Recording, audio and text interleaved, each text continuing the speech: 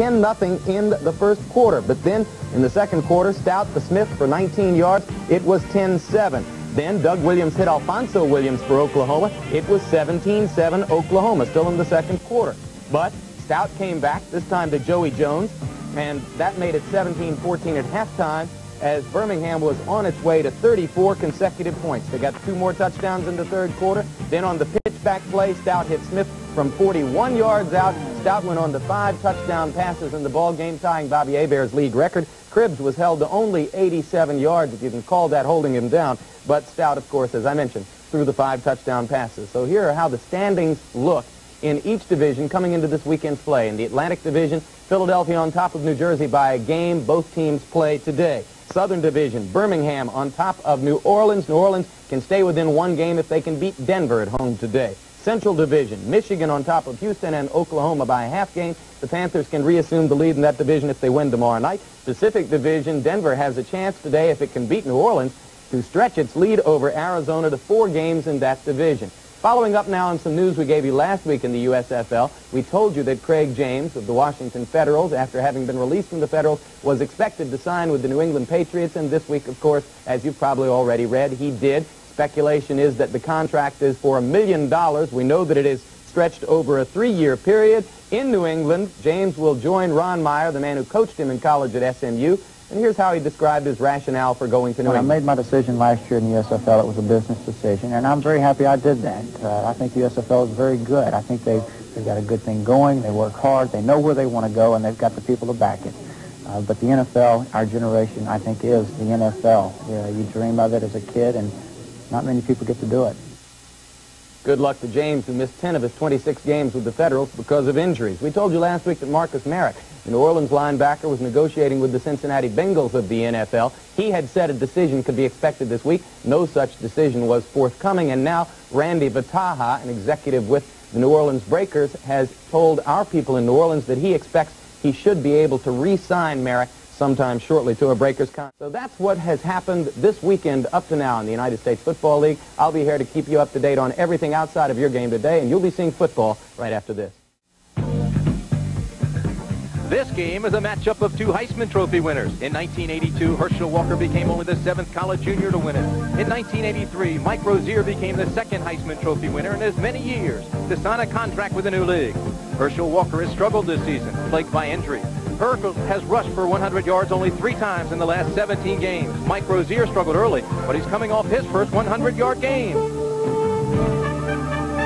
ABC Sports presents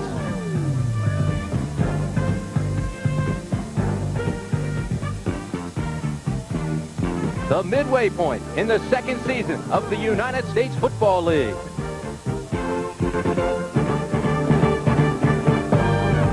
Live from Three River Stadium, it's the 6-2 New Jersey Generals against the Pittsburgh Maulers. It's the USFL.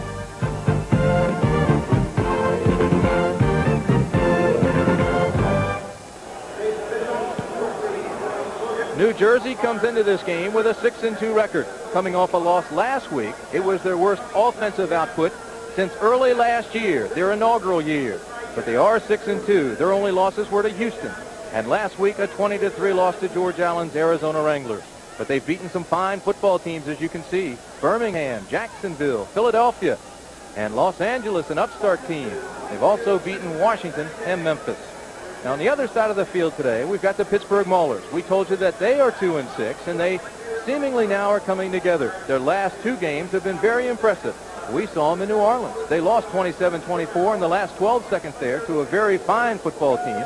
And last week they held a 21-0 halftime lead over Denver, another fine football team. They lost that one 31-21. The head coaches today, Walt Michaels, longtime coach of the New York Jets, under a little bit of pressure after last week's loss. He faces that old nemesis written up as potential. His club was picked to win the title, and those preseason predictions are always tough to live up to. Now, Joe Pendry of Pittsburgh is the youngest head coach in professional football, 36 years old. Last year, he was the offensive assistant with the Philadelphia Stars, who called the plays that took Philly to the title game. A highly respected coach with a very brilliant football mind. They like to throw the football, high, short percentage passes, and Carano does it well with Anderson and Flowers as 2 wideouts. New Jersey likes to control the football on the ground with Carthen and Herschel Walker, but they too will throw the high percentage short passes. And Brian Sipe, I think, is the best at that. This is Roger Ruzak. He'll be kicking off. He's out of Weber State. The deep man for Pittsburgh is Mark Harper, number 26. It'll be Harper, the deep man. He'll take it right at the goal line. To the 10, looks for a wall, finds the funnel, breaks across the 20 to the 21-yard line. Goes Harper. So the Pittsburgh Maulers will have it there. First down. We'll start the game offensively, and the players that will be on the field. Glenn Carano, your quarterback. Mike Rozier and Walter Holman. Greg Anderson and Jackie Flowers are your wide receivers. The offensive line is Mark Rowell, 6'3", 215. Donnie Hickman, 6'3", 275. Joe Lukens, 255. Chuck Corial, 260.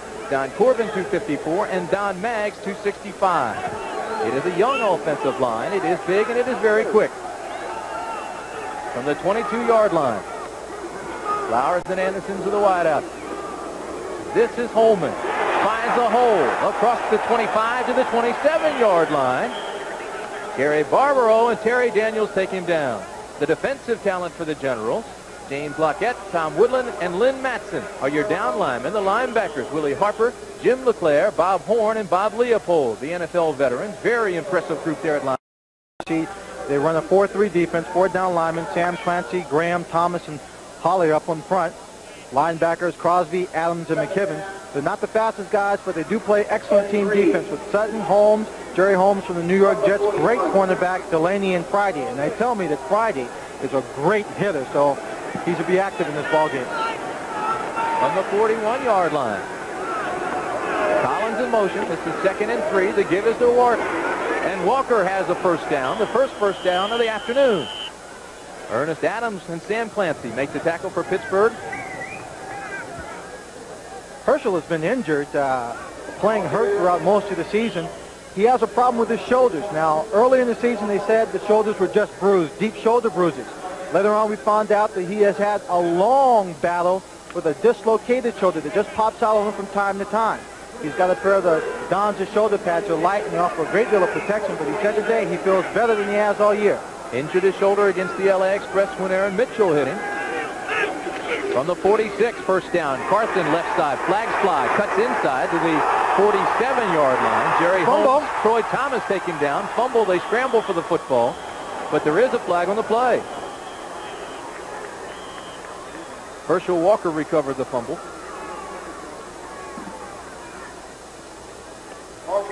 Maurice Coffin, since Herschel has been injured out of a couple of ball games, has really taken on the lion's share of this running attack and is having to find his finest start in professional football. See offsides against the Pittsburgh Maulers. He's a quick, strong back. He gets up in there. He doesn't try and give you a lot of moves, just powers his way through. And he's a man that Herschel Walker can get behind and have a lot of confidence that he's going to make the block and also get the tough yards for them.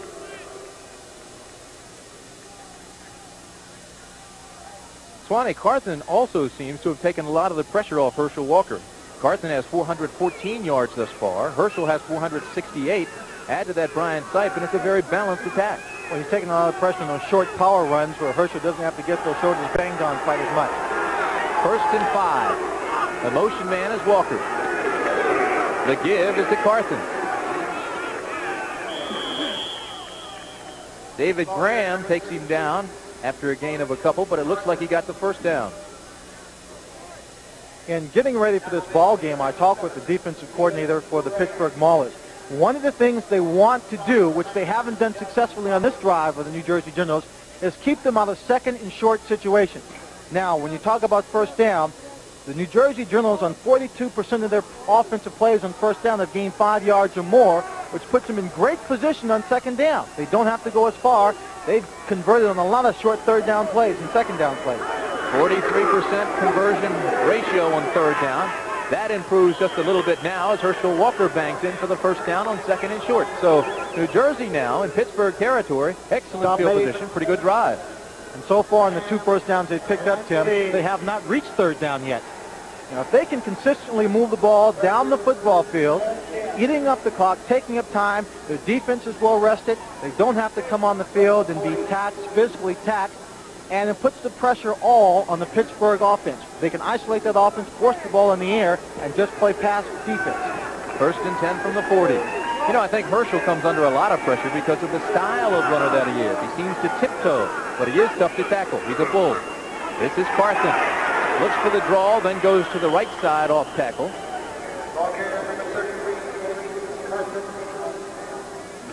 Very cold day at Three Rivers Stadium. 39 degrees. The rain is falling. If the temperature falls anymore, we could have some snow. Well, it's Easter Sunday, and a lot of people may have decided to stay home to watch this football game. They sold 25,000 seats for this game, 25,000 tickets, but the rain has cut into that. We'll be lucky if we get 15 to 17,000. Not much of a crowd. This is 2nd and 7 from the 37. Sipe to throw. Intended for McConaughey. It is knocked loose by Jerry Holmes, the defensive back on the right side, number 47. Well, I'll tell you, Tom McConaughey is a clutch receiver, a big third down receiver, but he's going against Jerry Holmes, the veteran from the New York Jets, and Holmes is a tough man to beat. He gets him right here, has room, but he just can't hang on to the football. He's not wearing gloves, and the ball could be a little bit slick out there. It's a pass that Tom McConaughey, in most occasions, will catch and should have caught that one. Hit him right in the numbers between the 8 and the 6. Perfect pass by Brian Sipe. Nickel defense now. Bill Yancey comes in for Pittsburgh. It is 3rd and 7 from the 37. New Jersey shows everybody split except for Herschel, the lone setback. Sipe under pressure, throws across the middle. This is Herschel Walker. Herschel cuts inside to the 30. And he's got another first down for New Jersey. Sipe got a little bit of pressure just at the last minute coming from the outside. He was looking downfield, had to pick up a good 8 yards to get the first down. But again, the secondary, one of the strongest part of this defensive team in Pittsburgh, played very well. So he had to go back to Herschel, who was just standing at the center of the field in case he needed someone to go through. Herschel picked up the pass and the first down on the play. Herschel Walker, out of the University of Georgia in his second season, has already rushed for nearly 2,300 yards in the USFL. First and 10 from the 30 for Brian Sipe. McConaughey and Collins split wide. This is Herschel Walker. He bangs up the middle for a few. They'll give him 4 yards on that pickup. Came only the 6th player in pro football to go over the 2,000-yard mark in a season for combined yardage, passing, receiving, and running. Walt Michaels, he's a man that loves to run the football, plays conservative defense. He will not do very much that's fancy or too complicated. He believes in the simplicity of football. Walker now splits wide to the right. Collins and McConaughey to the top of the screen. Twin receivers. It's a draw to Carson. Carson rambles down to the 23-yard line before the linebacker there, Ernest Adams, can tackle it. Just underway in the first quarter. We've got 7 minutes and 59 seconds left. New Jersey's offensive line, we mentioned how big they are. 6'4", 275-pound average, very young. Take a look at their height and weight there. This is an offensive line, Tim, that has gotten better as the game progresses. In the fourth quarter, they've worn out most of the teams. John Jewell is actually starting in place of Wayne Harris, who has a bit of an injured hip. This is 3rd and 3 from the 23-yard line. Sipe, long count. He's going to throw under pressure across the middle, and it is complete.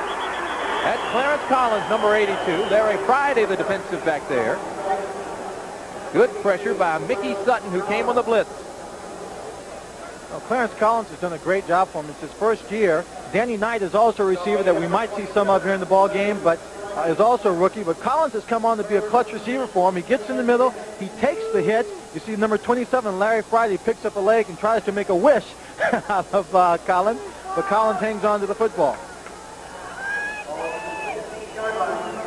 Clarence Collins with 4.4 speed in the 40. It is first and 10 from the 16. Nice sustained drive by the Generals. Danny Knight into the ball game now. Sipe under pressure, he's sacked. The sack is by Sam Clancy out of the University of Pittsburgh. Clancy, 6'7", 260-pounder. Played forward on the basketball team at Pitt. His 6th sack of the year. Sam Clancy was drafted as a basketball player. Tried it for a while, didn't quite make it. Came back, and they decided to try him out of football because of his great athletic ability. He is a favorite here in Pittsburgh. He was drafted by the Phoenix Suns. It was Jackie Sherrill who tipped off Seattle that he could play. And he's done an outstanding job.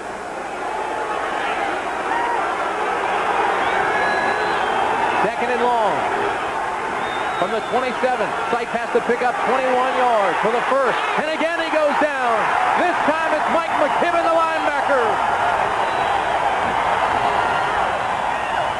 And listen to the sparse crowd here at Three River Stadium. Maybe a small crowd, Swanee, but they're vociferous. Pittsburgh crowds have been known for having strong vocal cords here. This program is being brought to you as an exclusive presentation of ABC Sports. Now let's pause 5 seconds to allow our local stations to identify themselves. WTAE-TV, Channel 4, Pittsburgh. Sam Bowers comes into the ball game. Jeff Speck, the tight end, goes out. McConaughey and Collins, the two receivers at the bottom of the screen. 3rd and 31. Sipe going deep. Incomplete. Intended for Herschel Walker. Good coverage by Mickey Sutton. They're trying to match up Herschel Walker, who is a world-class sprinter, against Mickey Sutton, just sending him straight down the field. It looked like they had man-to-man coverage. Brian Sipe gets some time. But you see right here, Mickey Sutton is with him stride for stride. The ball is thrown just a little bit behind Herschel Walker. He has no chance to make a play on it. Pittsburgh calls it a rubber band defense. It'll stretch, but it won't break. That time they stop the Generals. Bob Brupp is in the putt. Mark Harper, number 26, is deep for Pittsburgh. High, short punt. They're trying to get it inside the 10. It bounces at the 9, and it'll be down at the 9. And now tempers flare on the field. No love lost between these two clubs. A lot of frustration is built up here in Pittsburgh, as it has in New Jersey after the loss last week. There is a flag on the play. Amos Lawrence and Jeff Speck were going at it. And we'll wait to see what the penalty is.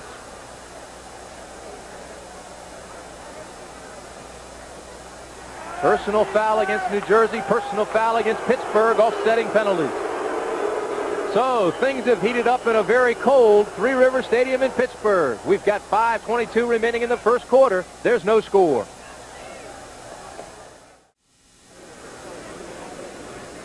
The rain has intensified, but so has the crowd, and so have the Maulers of Pittsburgh. 2 sacks in that last offensive series by the New Jersey Generals. Brian Sipe went down 2 times. He was sacked 4 times last week. He now has 10 sacks for the year. So Swanee, we talked about that offensive line. It is relatively inexperienced. It is inexperienced. They don't have a great deal of experience behind them, but they are young and strong. What's interesting to notice, the Pittsburgh Steelers always had a great defense, and the fans have been accustomed to seeing that. They've been treated so far in this first drive by defense that rallied when they were under pressure. Glenn Carano starting deep in his own territory, backed up against his goal line from the 9. This is Mike Rozier, and Rozier takes on a linebacker, bangs his way across the 15 to the 19-yard line. Gary Barbaro finally pulls him down. Quick word about Rozier. We noted that last week was his first 100-yard game rushing. We have to keep in mind that he is coming off a complete football season at the University of Nebraska when he came into the USFL. So he's had to put together 2 seasons. His body is probably just now getting accustomed to this offensive team, playing another season, understanding the system he's working with. 29 touchdowns last fall, 11 100-yard days. He had a first down, so this is 1st and 10 from the 21. They pick up a couple, does Pittsburgh. Right now, let's go down to Mike Adamle. He's with Sam Clancy. Well, Timmy, the Generals came up with a typical Brian Sipe methodical drive, but this big man snuffed it out with 1 big sack. I guess that's the key to today's ball game. Put pressure on the veteran. Definitely. I think the big key is that we stop the first down run. I think that's the big fear they have, that we can go on and take care of Sipe. We want them in the passing situation where we got them in the last couple of downs. Not bad for a player whose first love is basketball. Hey, that's true, but right now my first love is football. Okay, let's go back upstairs. 2nd and 7 from the 24. This is Holman, who goes around the right side and gets another first down for Pittsburgh. Well, the Pittsburgh offense has come to life. Well, the Pittsburgh Maulers have now decided that what they're going to do is also run the football. Joe Pinder is a man that would prefer to put the ball in the air, but now he's giving it to his running back, number 32, Holman. He gets a good block there on the outside by his wide receiver and his offensive tackle, and picks his way upfield. If they can establish a solid running game, they're going to be very tough to handle this afternoon. Pittsburgh has a multi-level offense. They will go split. They'll show I. They will also go pro set and occasionally shotgun. The fake to Rozier. The give to Flowers. Here he comes around the left side. Has another first down across midfield into New Jersey territory. Jackie Flowers. Flowers was picked up March 20th in a trade with Chicago. Flowers out of Florida State was a starter for the Arizona Wranglers all of 1983. And then the complicated trade went to Chicago and now finds himself in Pittsburgh. He is a tough receiver. He doesn't have the greatest speed in the world, but he's a smart receiver. You see him downfield picking a block from number 80, Greg Anderson. He picks up another 4 yards as a result. He is a good, solid ball player. He'll help this team a great deal. That's the first carry of the year for Jackie Flowers. Rozier has trouble this time. He's surrounded by Leopold, the linebacker. LeClaire comes up to help, as does Gary Barbaro and Gregory Johnson.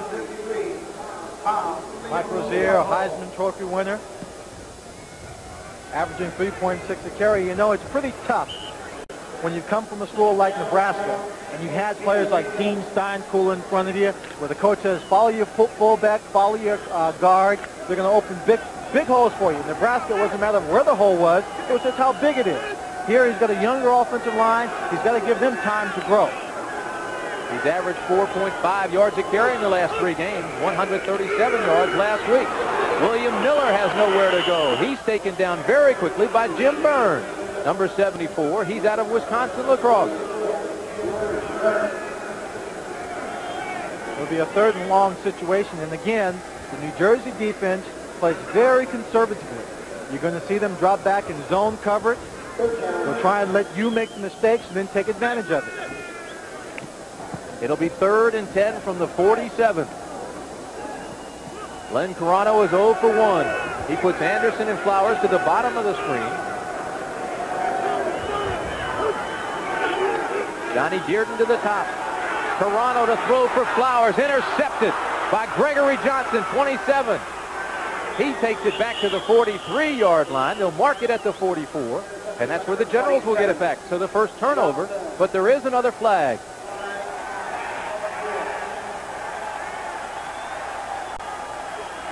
And it's against New Jersey. Oh, that wipes out a big play for the New Jersey Generals. They came into this game with 10 takeaways. Of course, Pittsburgh, with its fumbles and interceptions and their takeaways, come in with 0 marks. You know, same number of takeaways, giveaways. Holding, number 55 defense. First down. That's Jim LeClaire, the middle linebacker, came in from Cincinnati. So that one holding play wipes out a big turnover for the New Jersey Generals. And again, they played a very conservative defense, and Carano threw right into the heart, or to the strength of that defense, and Johnson picked it off. A penalty on Jim LeClaire, longtime NFL veteran, should know better than that. It's 3rd and 8 from the 45. New life for Pittsburgh. Rozier,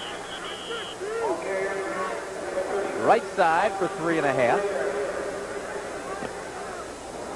Those are the kind of breaks that Pittsburgh really needs to get themselves going, in addition to playing good football. Playing good football is the best way to get their confidence up and to feel good about what they're doing. But a few breaks like that, when it looked like it was a bad play, really helps the young ball club tremendously.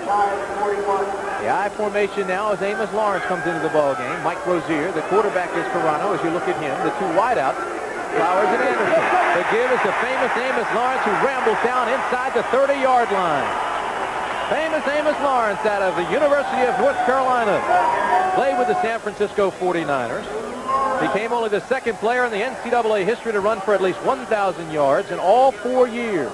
And Tony Dorsett was the first. Yes, he was, out of the University of Pittsburgh, and that is quite an accomplishment. I think one of the true marks of any ball player to show how good he is consistency. If you can put together consistent efforts in your career, then you've really done something. Anybody can do it one day, and Amos has that kind of talent. This is Rozier, and Rozier has not much there. You know, Famous Amos was hurt, had some injuries coming into the season, and took a little while to come around. He had arthroscopic surgery in October, missed the first 4 games. But he had 24 games in college, which he ran for 100 yards or more. And in those 24 games, Carolina was 21-2-1. Keep giving him the ball. That's a pretty fast first quarter. We're winding down, 5 seconds on the clock. We'll see if Pittsburgh gets this playoff, but I doubt it. Greg Anderson is yelling back at Toronto. So the Pittsburgh offense, which scored 21 points in the first half against Denver last week, has come to life. New Jersey still struggling, trying to get on the board, but penalties have hurt them. No score, but Pittsburgh is driving, thanks to a penalty against New Jersey. Last week, Arizona held New Jersey to 222 yards total offense, their lowest output. New Jersey comes in here, and they hurt early by penalties. This is Glenn Carano, the Pittsburgh quarterback, drops it across the middle, and the ball is dropped. It was intended for Mike Rozier, and Mike Rozier is shaken up.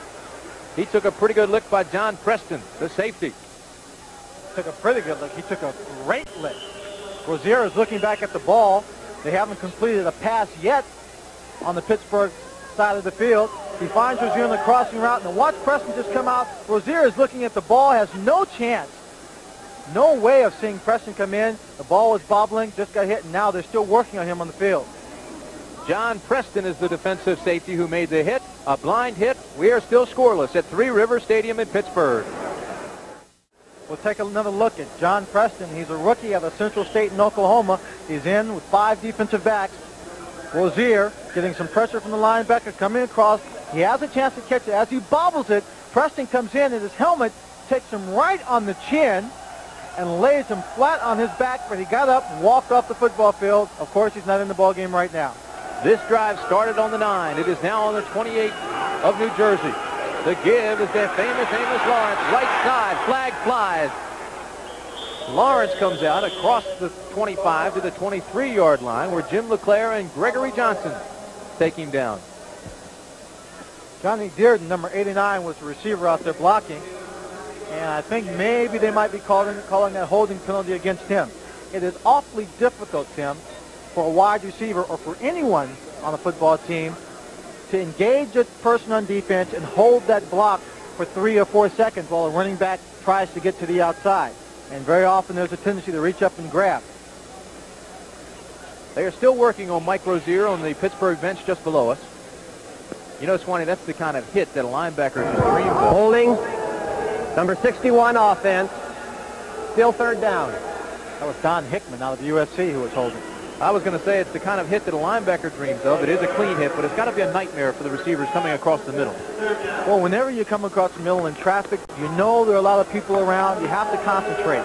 Always catch the football because they'll hit you whether you catch it or not. William Miller, Walter Holman are the setbacks now. On 3rd and 19 for Carano. He's under trouble, and he goes down. Loses the football, but the whistle had blown. And they'll give Frank Mattias a sack. That time, Carano needing to pick up a good 20 yards for the first down. Was looking downfield, trying to find someone a little bit deeper. He had Johnny Dearden coming across open underneath linebacker coverage, but he knew it wasn't enough to pick up the first down. He waited a little bit too long, thus you have the sack. So that brings Larry Swider onto the field. He has a 40-yard average, nearly 41 yards per kick. He's number 7. He will punt it away for Pittsburgh. Now, this could be an extremely fast football game. That first quarter went by in less than 30 minutes. Steve Swider's first punt was for 45 yards. The deep back for New Jersey is Gary Barbaro.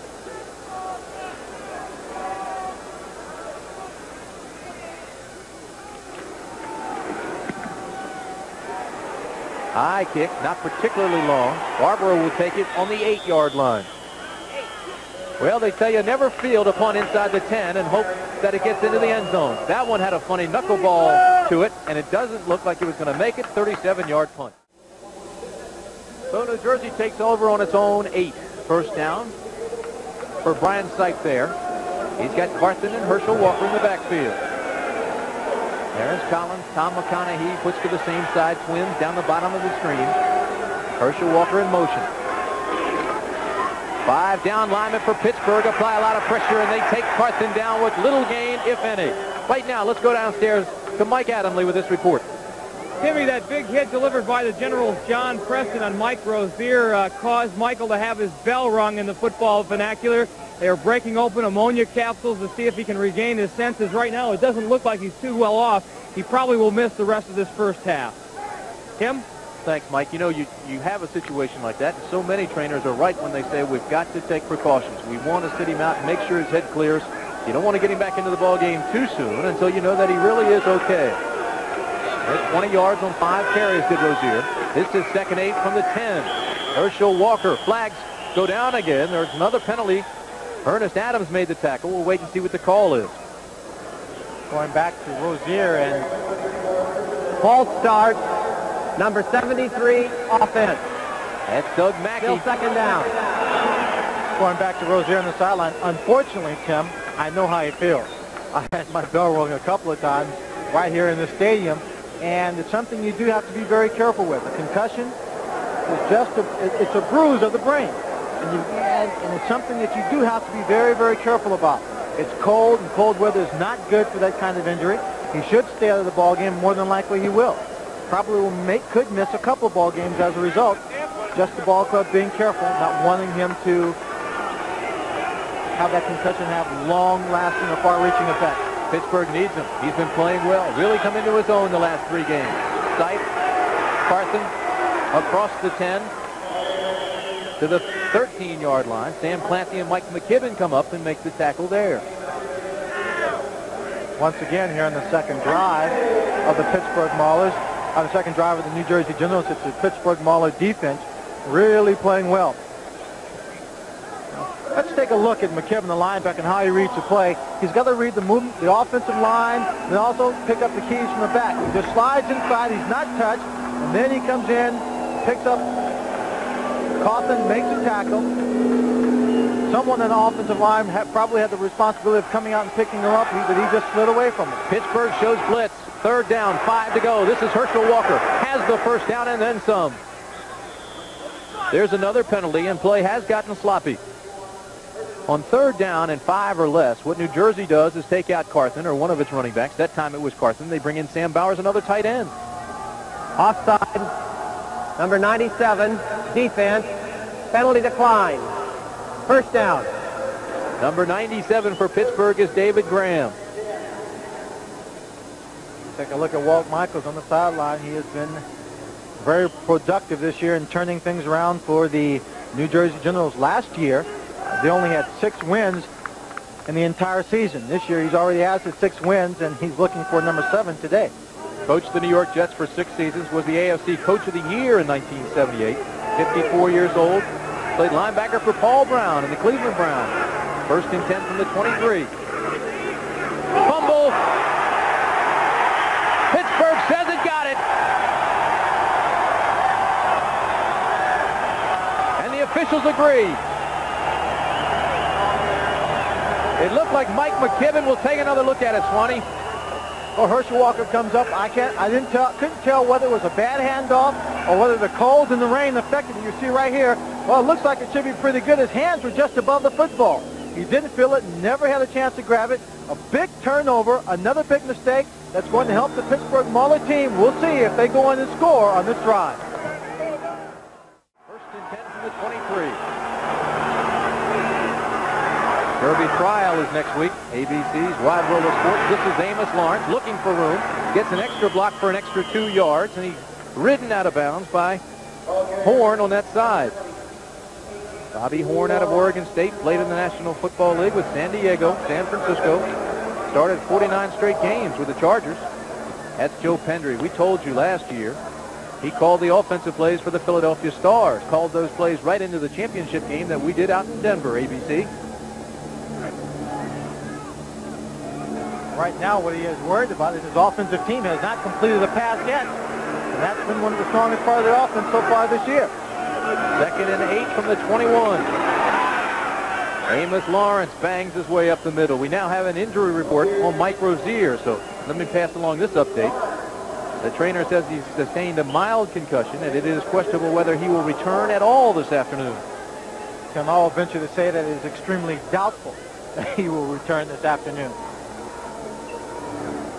Well, at least he's up and he's trying to walk around a little bit, shake the cobwebs out. Meanwhile, his teammates are faced with 3rd and 4 on the 17. I played the game against Baltimore after having my bells rung. Didn't even realize I caught a touchdown pass in the game. This is Walter Holman. First down, Pittsburgh. The question begs, did you? It's a first down for the Pittsburgh Maulers, but the only way I knew I had scored a touchdown after sustaining the concussion was I saw it on film 2 days later. Well, 3rd and 4 from the 17 is what they just had. They have gotten the first down. They have now moved the chain. They just haven't changed the scoreboard. There it is. 10 minutes, 47 seconds remaining in the first half. Glenn Carano sends Greg Anderson wide to the left. Jackie Flowers to the right. Holman and Lawrence to the setbacks. Carano under pressure, and he's going to go down. Lynn Matson, a big old 253-pounder out of Washington, came across and took Carano down.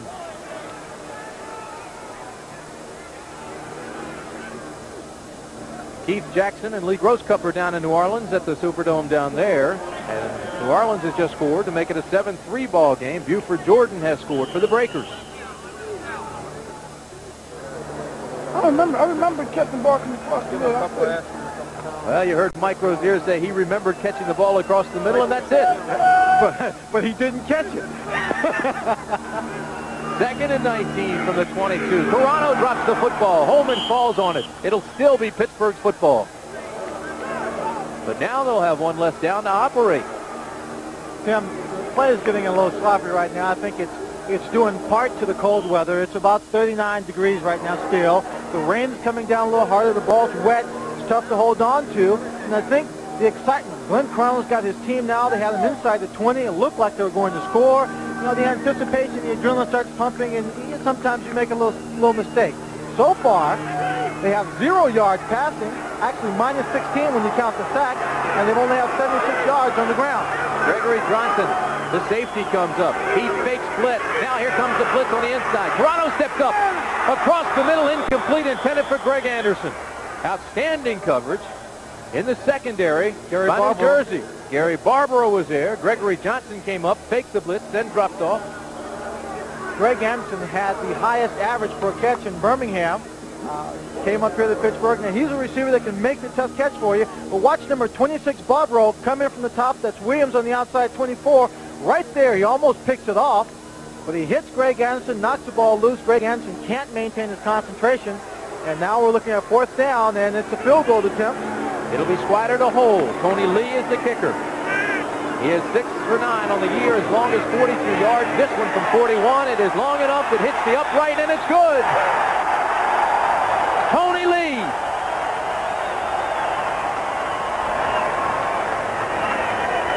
From 42 yards out. To the game in New Jersey when they played the Philadelphia Stars, and David Trout out of the University of Pitt, he kicked 2 and hit the goalpost, and neither one of them went in. This is a big break.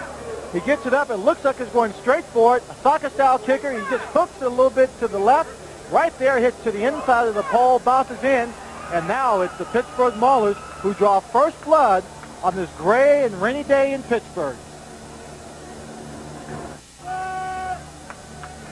The Maulers have scored first. A 42-yard field goal by Tony Lee. That's Lee, who's ready to kick off. The 2 deep backs for New Jersey. 84, Marcus Hackett. Number 46, Dwight Sullivan. It's a short kick. It'll be Dwight Sullivan on the 15. Needs a block. Takes it out across the 26-yard line to the 27. Fumble. Pittsburgh says it has it. They do.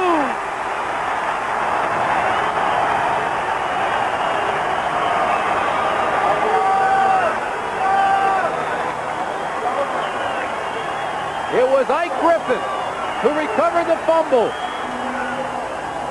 Craig Walls made the hit.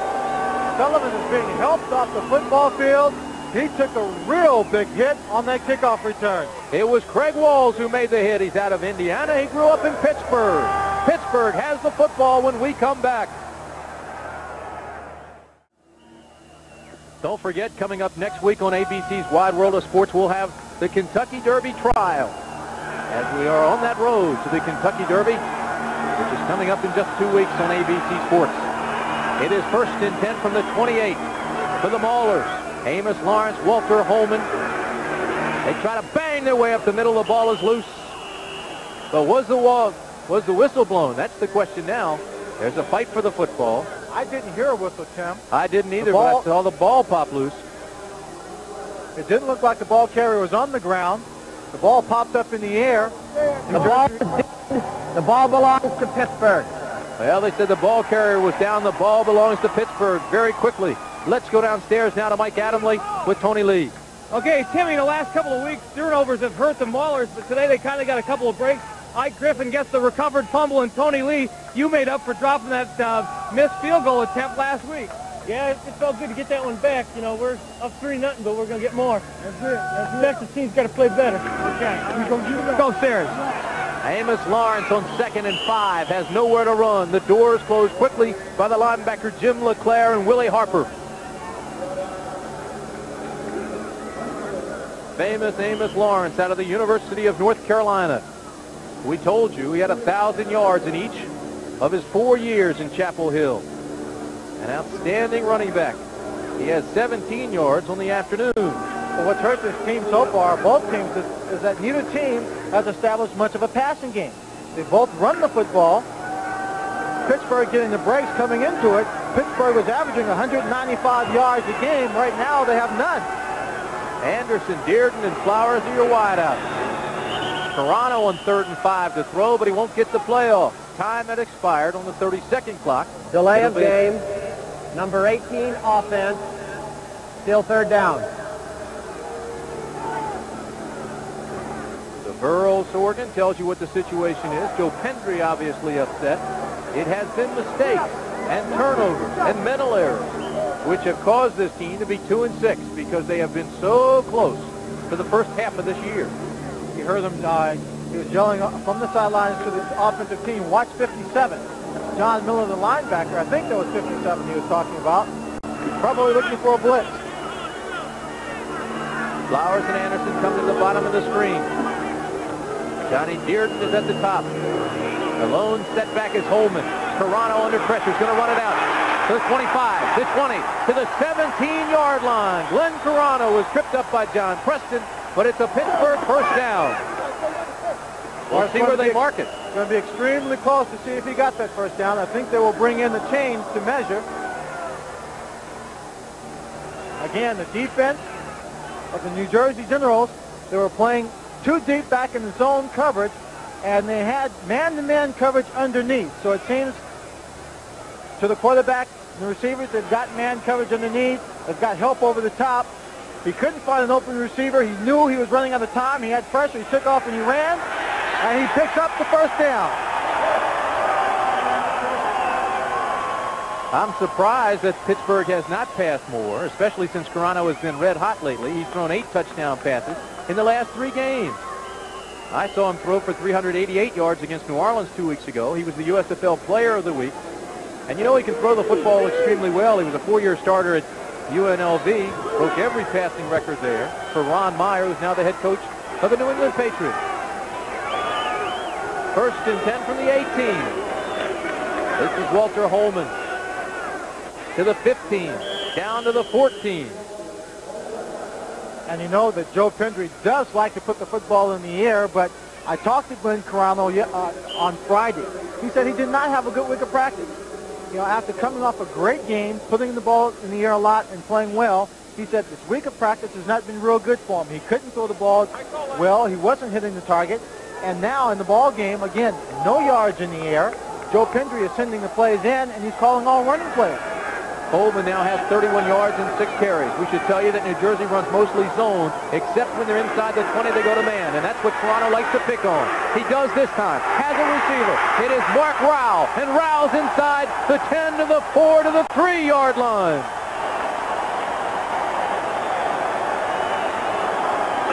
Mark Rouse did a good job shaking free.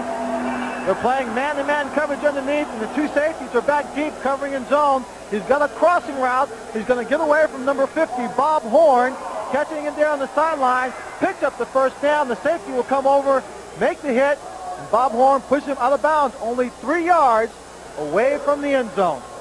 Good call for Mark Rowell out of West Virginia. Drag pattern, they had him isolated on the linebacker, Bob Horn, number 50. Anytime you have a tight end isolated on the linebacker, man-to-man, you try to drag him to the other side. They did it successfully. First and goal from the 2. Nothing there. He'll actually lose a yard. Joe Coles, number 44, the ball carrier. Kerry Justin, the defensive back on that side, made the tackle. Joe Coles is out of Penn State. That's a tough play to call against a veteran group of linebackers.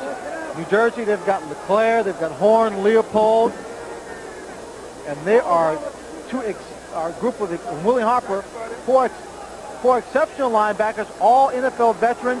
They read extremely well. They're trying to run to the outside. Again, a young offensive line. He just couldn't hold them back. Al Kimichik, Mark Rowell, 2 tight ends, power formation, the I. This is Kimichik in motion.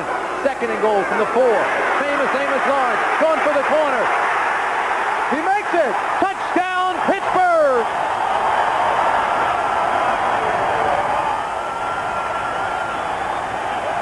Amos Lawrence makes the touchdown. The block by Joe Coles set him free.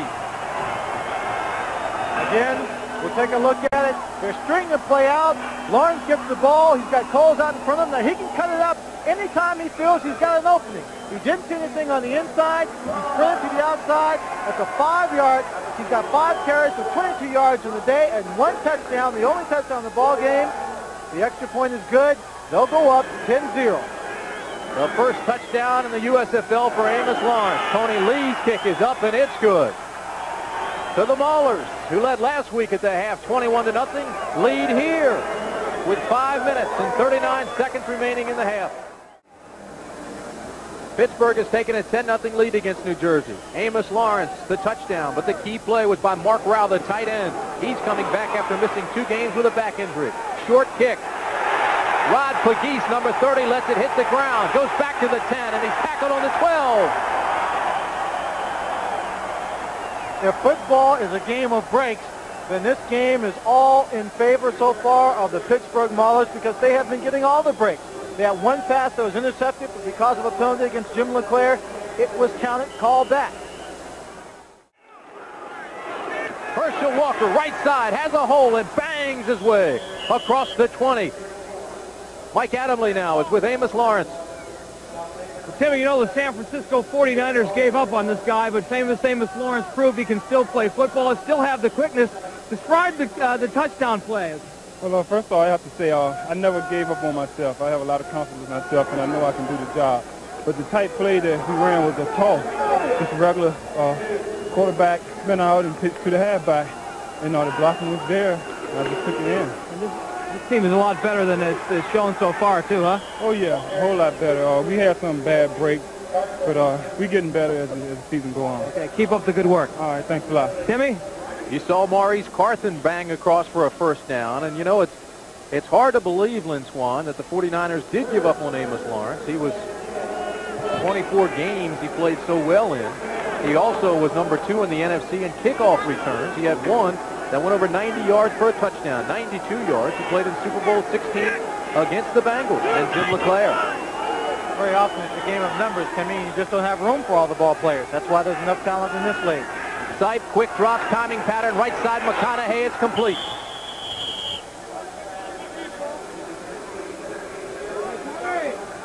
Mickey Sutton gave him a lot of room, so McConaughey just backed him up. If you take a look at his stats, the fumbles led to touchdowns. The Generals turning the ball over, giving the Maulers field results, giving them field position, and the results, a touchdown and a field goal. When you play the game of football, you play any sport, you always have to be able to capitalize on the other team's mistakes, and the Maulers have done it so far. Second down and 3 for New Jersey.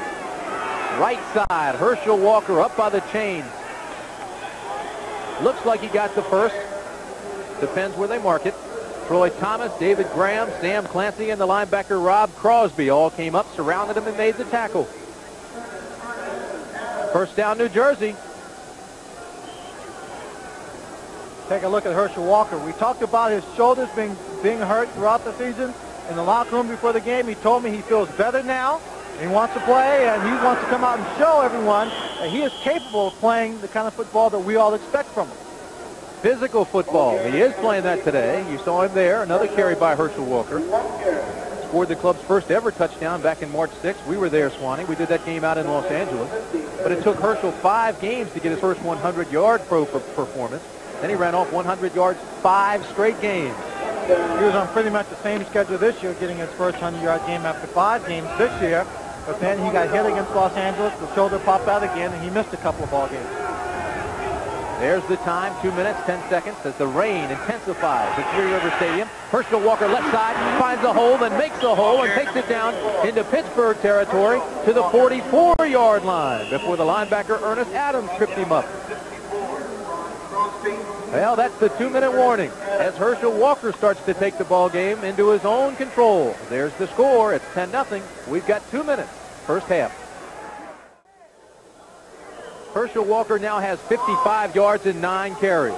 Last year on Easter Sunday, Walker had 177 yards and 3 touchdowns to lead New Jersey to the first ever win over the Arizona Wranglers. From the 45, first down, New Jersey. That's Brian Sipe. High formation. Fake to Walker. Sipe with time to Bowers. Complete to the 16-yard line goes Sam Bowers. He had a step on the back, the safety, Jeff Delaney, and he made the catch. Even with the rain coming down harder, the running of Herschel Walker sets this all up. A play-action pass. He finds his tight end, Sam Bowers, downfield, a deep crossing route against man-to-man coverage. Brian Sipe has always enjoyed throwing to a good tight end, and Sam Bowers is his best. Some said Sipe's arm had died. It doesn't look like it. First down, Herschel Walker. It was Jeff Delaney that made the cutting tackle that saved the touchdown because the corner had opened up. Sipe now trying to get the team back quickly. We're down to 1 minute, 29 seconds. He wants to melt some more of the clock. I'll tell you one thing, Cam. Herschel is showing me quite a few more of the little quick moves that we see in good tailbacks. You haven't seen him do that very much this year. Now he's putting it together. I wonder if the criticism has worked as a motivation factor. On 2nd and 10 from the 15, Sipe across the middle, intercepted! Mickey Sutton to the 15, out to the 18-yard line. Sam Bowers makes the tackle. Sam Bowers is a tight end coming across. He had a chance to make that catch. Brian Sipe was right in there. Again, the rain is coming down harder. The ball slips right through, hits him, hits his shoulder pad, and watch it when it pops up in the air. It just stays up there, and then now, Mickey Sutton comes across. He's in position. He makes the catch, stumbles a little bit, gains his balance, picks his way down the field, and it's as if he caught that interception in the end zone and downed it. They've got the ball on their 20-yard line. Again, another big break for the Maulers. Hey. A look at Mickey Sutton, the man who made the interception. You can see at the bottom of the screen he still has the football. It was Jeff Delaney that made the hit on Bowers. Bowers had been out with a stress fracture in his foot. He's coming back. It was a well-thrown ball. Should have had it. It should be close to a New Jersey first down. Instead, it's a turnover. The 3rd turnover for New Jersey in the first half. Lawrence to the 28-yard line. Mike Adamley right now is with Mickey Sutton. Michael? 3rd big turnover of the day for the Maulers, and this one by Mickey Sutton, his first USFL interception. Must feel pretty good. Yeah, it feels real good. They was driving on us. We came with the big play, needed to stop them to take that lead. Okay, congratulations. Thanks. Nice job. Thanks. Back to you, Tilly. Well, he started in place of Bill Yancey, his first start, and he makes his first interception. Quite a day. There's the story. 3 turnovers for New Jersey. We've got 35 seconds remaining from the 30. This is Lawrence. It's a game, Tim, that so far, 23 seconds on the clock in the first half, has been played primarily in the trenches. A couple of big plays, passing plays, one to Sam Bowers by Brian Sipe, but then there are the interceptions. Pittsburgh was hurt badly when they lost Mike Rozier to a concussion early in the ball game, but Amos Lawrence has picked up the slack. He has 35 yards on 7 carries. Well, you see the time expire at the end of the first half. We'll be back with today's halftime activities after this message and a word from your local station.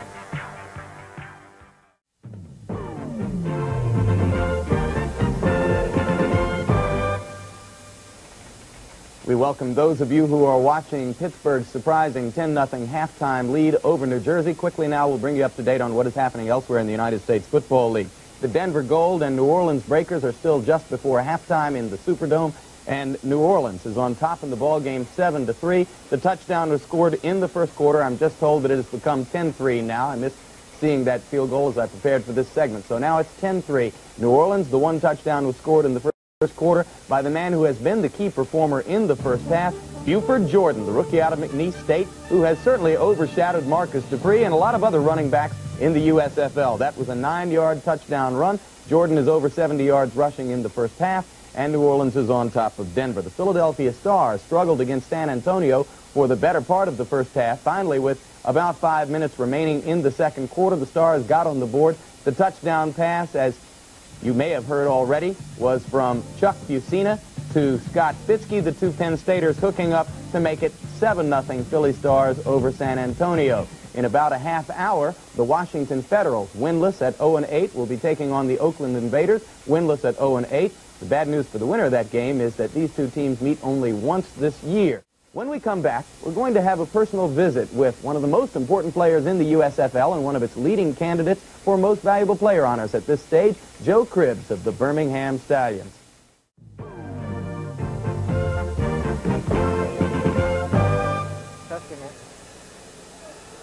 It'll be Pittsburgh kicking off to start the second half. The rain is coming down extremely hard here at Three River Stadium. Tim Brandt and Lynn Swan with you. Swan, it hadn't been a pretty ball game. You know, and it's ironic that this Pittsburgh team scored 21 first half points last week and then lost 31-21. They squandered the lead. And it's on their mind now. You know they don't want to have to come to the same kind of pressure as they get ready now for the kickoff for the second half. And then Arizona held New Jersey to 222 total yards in the game last week, and New Jersey continues to struggle. It is Marcus Hackett who returns it to the 24-yard line. Looked like the ball popped loose. It didn't, and it will be New Jersey's football. Troy Thomas made the stop. As you take a look at the stats of the halftime, you see that all the yards are gained on the ground by Pittsburgh, and they've had the best field position throughout the game. 31 yards passing for New Jersey, a -3 for Pittsburgh, but the key, that little 3 you see under the column from New Jersey in turnovers. That has set everything up for the Pittsburgh Maulers and all their scoring opportunities. Brian Sipe had 17 300-yard games in the National Football League, but has only had one 219-yarder in this league. He has not even been close to 300.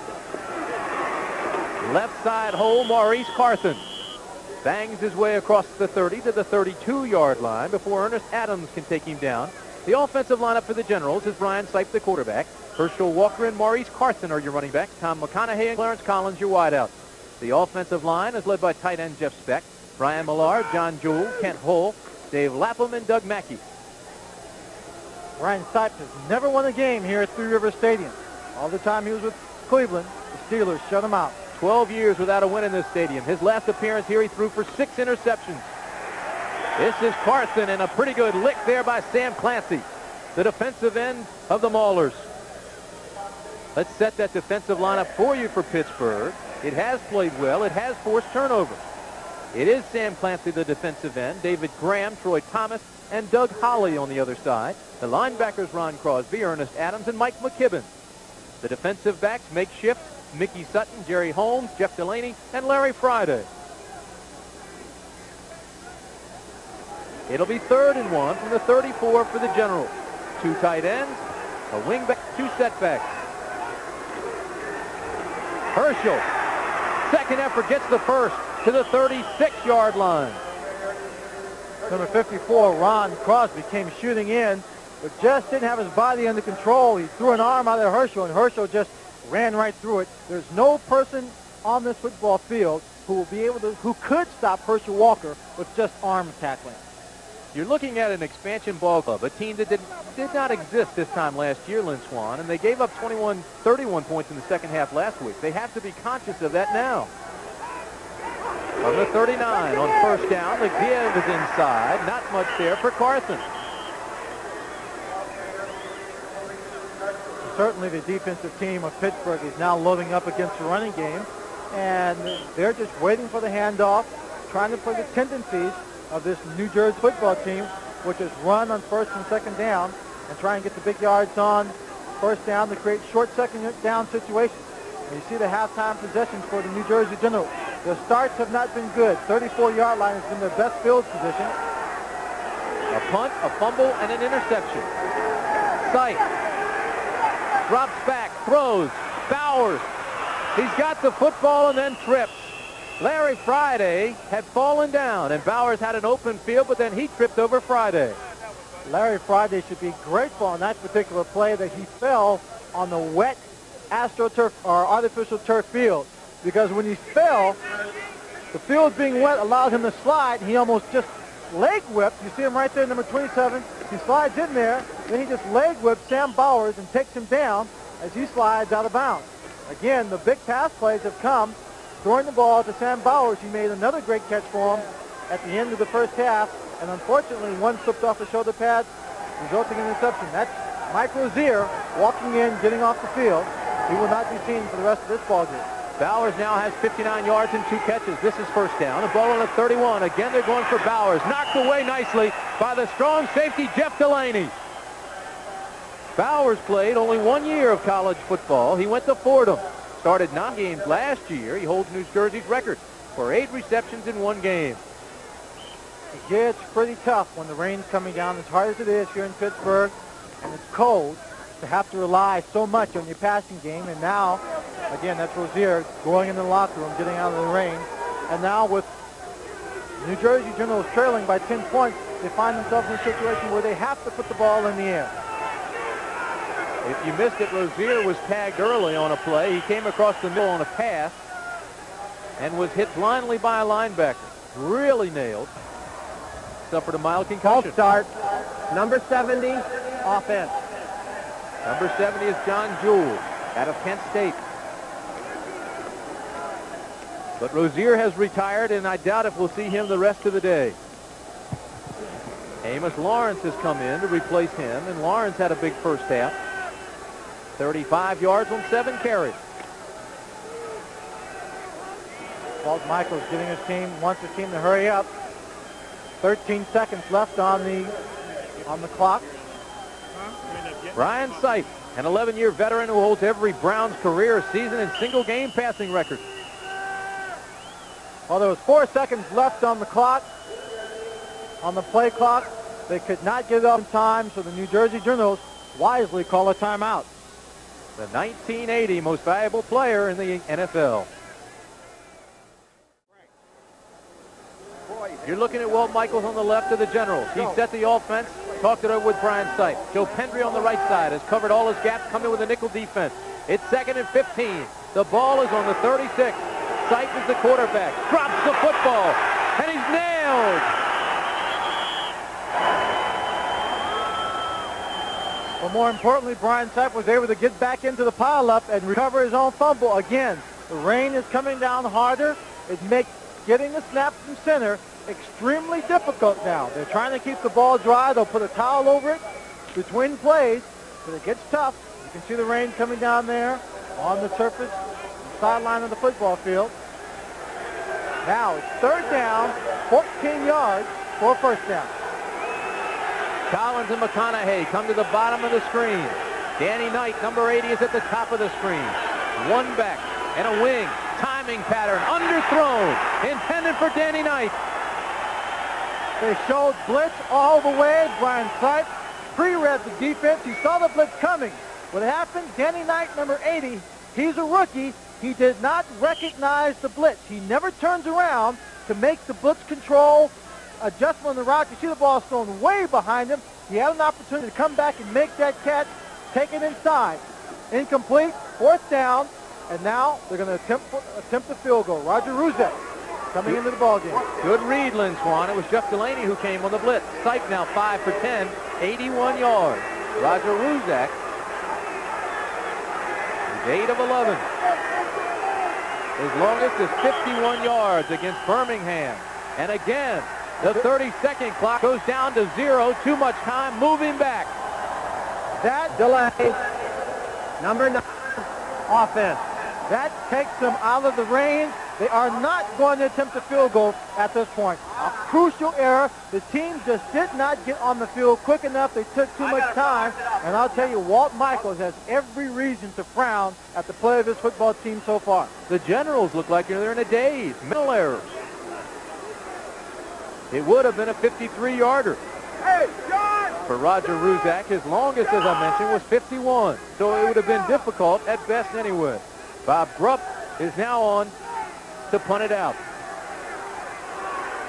The deep man for Pittsburgh is Mark Harper, number 26. Low snap. Grupp gets it out. Not a particularly good kick. But it takes a good bounce for New Jersey. Rolls inside the 10 to the 4 to the 3. It's down near the 2.5-yard line. So Pittsburgh now has its back to the wall. Will have poor field position, a 37-yard punt. Boy, it should be a big day for ABC. We talked about all the horses that are getting ready for the Kentucky Derby, which ABC will cover along with the trials, but also the National Champion Sprint Car Championship with Jack Hewitt, Ricky Hood, and Larry Rice. Tom Bigelow will be in there. Quite a field. Here it's 1st and 10. The ball on the 2. Amos Lawrence tries to bang his way out, get some breathing room for the Maulers. Let us set that offensive lineup for you for the Maulers. Glenn Carano is still your quarterback. Mike Rozier has taken the rest of the day off. He has a mild concussion. Amos Lawrence has come in his place. Walter Holman is in.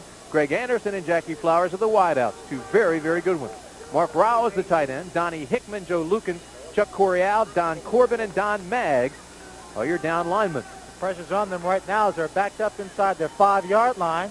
The rain is coming down. They have to be very conservative, but cautious football at this point.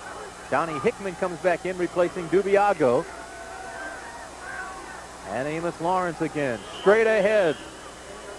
You get down this deep, it's straight ahead, no fair dodging. Let's set that defensive lineup for you. James Lockett, Tom Woodland, and Lynn Madsen. The linebackers, Willie Harper, Jim LeClaire, Bobby Horn, and Bob Leopold. Kerry Justin, Kerry Daniels, the defensive backs, Greg Johnson and Gary Barbaro. 3rd down. Johnson can play like a linebacker. And Barbaro has the NFL experience to read and react extremely well. From the 7-yard line, Amos Lawrence, this time around the left side. And he's lassoed at the 5 by Gregory Johnson. We just told you about Gregory Johnson, strong safety. Plays extremely well, like a linebacker, fills quickly. He's strong enough to take a tackler on, or a ball carrier on head on, and quick enough to cover one-on-one. Well, there you see the possessions for the Pittsburgh Maulers.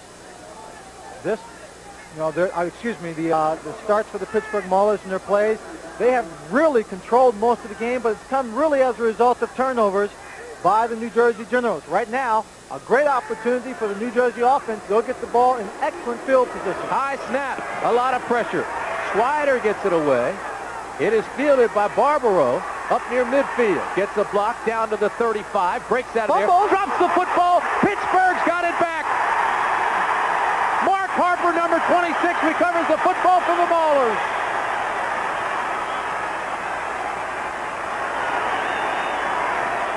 That breaks the weather condition, whatever it is, and it's probably a combination of a lot of things. The New Jersey Generals are playing like a snake-bitten ball club. They have made the turnovers. They've been struggling. They've not played consistently in this ball game. Gary Barbaro, a veteran ball player, he takes this punt. The conditions are bad. Look at the way he's holding it. He gets it tucked away there. Now he's going to run right up the center. Instead of putting both hands around, he runs to his own man. And right there, the ball is just stripped away from him, and he can't get onto it. And then it's a free-for-all, but the Maulers have come up with it again. Taking poor field position, 3 plays, they have to punt the football deep in their own territory. Instead of New Jersey having the opportunity to get 7 points in the scoreboard, it's the Maulers with the ball on their own 30-yard line. Mark Harper made the recovery. He still has the football. Corey Al made the hit on Barbaro. 1st and 10 from the 31. This is Lawrence spinning, turning, driving for nothing. Maybe lost a couple of yards.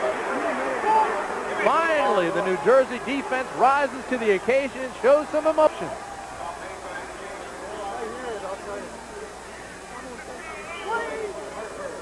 The Generals offense has committed 3 fumbles and 1 interception. Mark Rao comes out of the ball game. Amos Lawrence comes out of the ball game. It's 2nd and 10. Anderson and Flowers are wide, along with Johnny Dearden at the top of your screen. The handoff is to Holman, left side. And again, the linebackers fill quickly.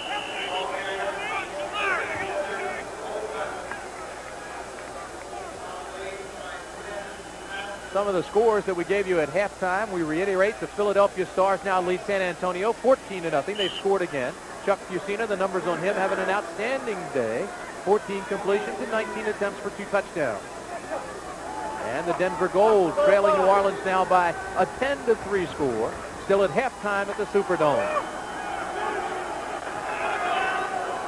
Here at Three River Stadium, we're midway through the 3rd quarter. Toronto hands the ball straight ahead, and at least this time, Swider will have room to punt it away. The ball carrier was William Miller. The crowd boos because of a run on 3rd down. Well, the crowd's booing because what they're seeing now on the part of the Pittsburgh Maulers is very conservative, cautious football instead of just playing their game. Part of that is due to the fact that it is wet. They don't want to create the turnovers. The passing game just hasn't been working for them. Swider to punt it away. His average is 41 yards. His longest is 65 yards, and he needs a pretty good one here. The Generals are coming. And this time he really gets a foot into it. Drives Barbaro back to the 18-yard line. They'll mark it on the 17. Larry Swider has 5 punts inside the 20-yard line. That one a 48-yarder. Well, it continues to rain here at the stadium where the Three Rivers meet. Monongahela, Allegheny come in to form the Ohio, and it looks like we've got a river on the sidelines here at the field. 1st and 10 from the 22. New Jersey really needs to generate some offense. This is a critical series. Herschel Walker, right side, has a hole. Out across the 25 to the 31-yard line. Rambles the big guy out of Georgia. Herschel Walker breaking tackles along the way. Now, if you recall, early in the ball game, the only time that the New Jersey Generals ever threatened to score points in this ball game came as a result of Herschel Walker's running, then taking advantage of that with play-action passes to move it downfield. They started this drive off with a very good run by Herschel Walker. They have to continue to establish that running game, keep the defensive team of Pittsburgh off balance. 1st down, Generals. Again, it's Walker. This time, he comes around the left side, and the defense runs to the football. Maurice Carthen, the ball carrier, left side. And that's one thing this defense does in Pittsburgh. It is aggressive. It gets to the football quickly. Great pursuit. The outside men turn things back in. Doug Holly was the end on that side that forced it and strung it out and waited for pursuit. And Holly is a little bit shaken up. Well, he paid the price when he stopped Coffin. The Coffin tried to turn it up inside after he realized he couldn't gain anything by going to the outside. Holly made the stop, but ended up on the bottom of the pile. And there's 4:43 left to play in the 3rd quarter with New Jersey in possession. That's big Doug Holly out of SMU. He was shaken up on the last play, but we just heard him say that he's ready, just bruised it. He'll come back in the next play. Ike Griffin is sitting out. You know, Doug Holly's daddy was Alvin Lewis. Fought a 12-round unanimous decision, won by Muhammad Ali. 2nd and 9 from the 32. This is Herschel Walker. Herschel bangs his way out to the 40-yard line. He banged in the Mill linebacker, Ernest Adams, and Ernest, after he hit Herschel Walker, was stood straight up. He's sitting down on the field now. He's a little slow to get up. That's a perfect example of what kind of power Herschel Walker has, and he took him on, and he didn't really get up to speed. You know, took him on just after he turned upfield, and if Herschel Walker had hit Ernest Adams going in full speed, he probably would have kept on going down the field. Adams comes out. McAdoo comes in. Herschel Walker, 6'1", 225 pounds, runs a 4.240. He now has 82 yards and 13 carries. This is 3rd and short. First down, Generals. The pileup is back at the 42, and Herschel Walker slid right through it, ended up just a half-yard short of the 45, where he picked up the first down easily. Big blocks by John Jewell and Brian Maulers for the Generals, and Herschel Walker got through the hole quickly and picked up the first down for New Jersey. Trailing by 10 points with just over 3 minutes to play in the 3rd quarter. This New Jersey team does have the time to take a slow drive and get downfield to get back in this ballgame. This is Walker. Again, there's good pursuit by the defense. Mike McKibben and Larry Friday come up to make the tackle on Herschel Walker. 15 carries, 88 yards. But more importantly, Herschel Walker is running with authority. Once he gets his shoulders turned upfield, he is not showing any signs of soreness, of the shoulders bothering him. He's making good moves downfield. He's using some good footwork, a little bit more quickness in his footwork than we've seen in the last 8 ball games. Pittsburgh's defense is not one of the more complex defensive schemes that you'll see. They run a lot of zone. They will also play man. They show man this time. They do disguise defenses, and they're not afraid to blitz. Ernest Adams back in the ball game. A 2nd and 9. Sipe to throw, in trouble. Flags fly. It was intended for Sam Bowers, but there is a flag down. And Sipe was under a lot of pressure. Usually it's holding when you throw it in the middle of a pile like that in the offensive line while they're pass protecting. The Maulers indicating it is against the New Jersey Generals. Now the pass goes incomplete. Herschel Walker. Herschel Walker is a good blocker, but right here he just doesn't get set. McKibben picks him up, pushes him back, and cuts back underneath. Number 70, offense, decline. And then Brian Sipe takes him down. Good technique that time on the blitz, though, by McKibben. You saw him tuck his tail, use his head as a battering ram. He took Herschel on straight up. He's 224 pounds. Herschel's 222 pounds. And with the momentum from the blitz, he made a good contact and just knocked him out of the way.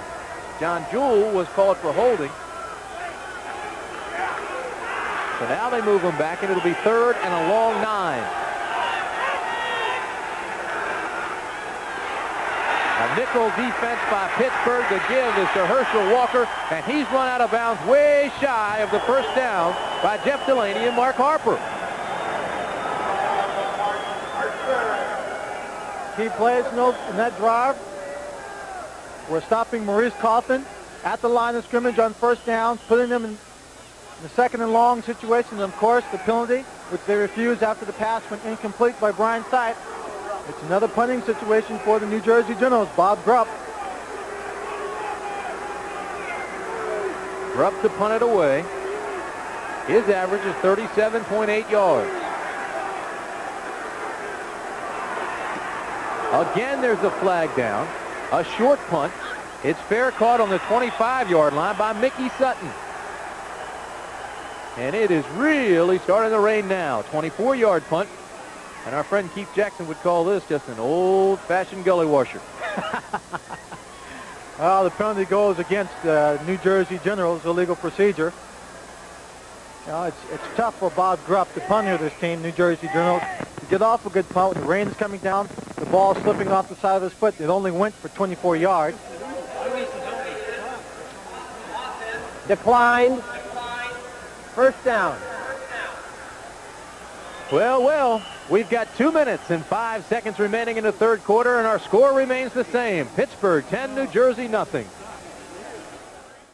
One whale of a race, along with the national championship sprint car racing in the Paris Mile. This is Glenn Carano on first down to throw. He's in trouble. Now finds a man. It's Lawrence. Lawrence can't find his footing, slips in the rain on the synthetic turf, and Terry Daniels takes him down. I got to tell you, bad weather football games can be a lot of fun. I know it's cold down there and it's hard to get your footing. But then Lawrence gets out there. He tries to make a cut. He can't make the cut. He's slipping and sliding. Then he gets hit. I always enjoy catching a pass, then going out of bounds. Just slides like a little kid sliding down the grass field. You know, the bad weather can be fun to play in, but it certainly hurts the attendance. 14,418 are here. They've braved the weather. there were more than 25,000 tickets distributed. As you watch Amos Lawrence and Jim LeClaire fight their way through a puddle. So I tell you, not only are the fans hardcore, but our camera people and all the technicians that are working down in the rain, along with Mike Adamley, our sideline reporter, well, they're really gutting it out today. Yes. Well, of course, you wouldn't know about that. When you're a veteran of a lot of football games, you try and find the ways to stay dry. And us retired football players really like it up here in the booth. Yeah, but see, I spent last year on the sidelines. I know what it's like. 3rd down and 4. Carano, 3-step drop, throws. Jackie Flowers has it to the 45-yard line. Jackie Flowers. First down for Jackie Flowers, and his streak continues to roll. That is the first catch for the Pittsburgh Maulers in this ballgame. Jackie Flowers, who came here by way of the Arizona Wranglers and Chicago Blitz, makes a real fine catch. And you notice he caught the ball with his body. Didn't want to trust his hands completely in this game because it's wet and it's cold. Used his body to protect that ball as it came in. Jackie Flowers has a pretty good streak going now. In his 24 catches, he has 18 for first downs, 5 for touchdowns. And they're going to wait for the clock to wind down to end the 3rd quarter. So, United States Football League game between New Jersey Generals and the Pittsburgh Maulers. We'll continue after this message and a word from our local stations. It's Pittsburgh ball when we come back, and they still have the lead, 10-0.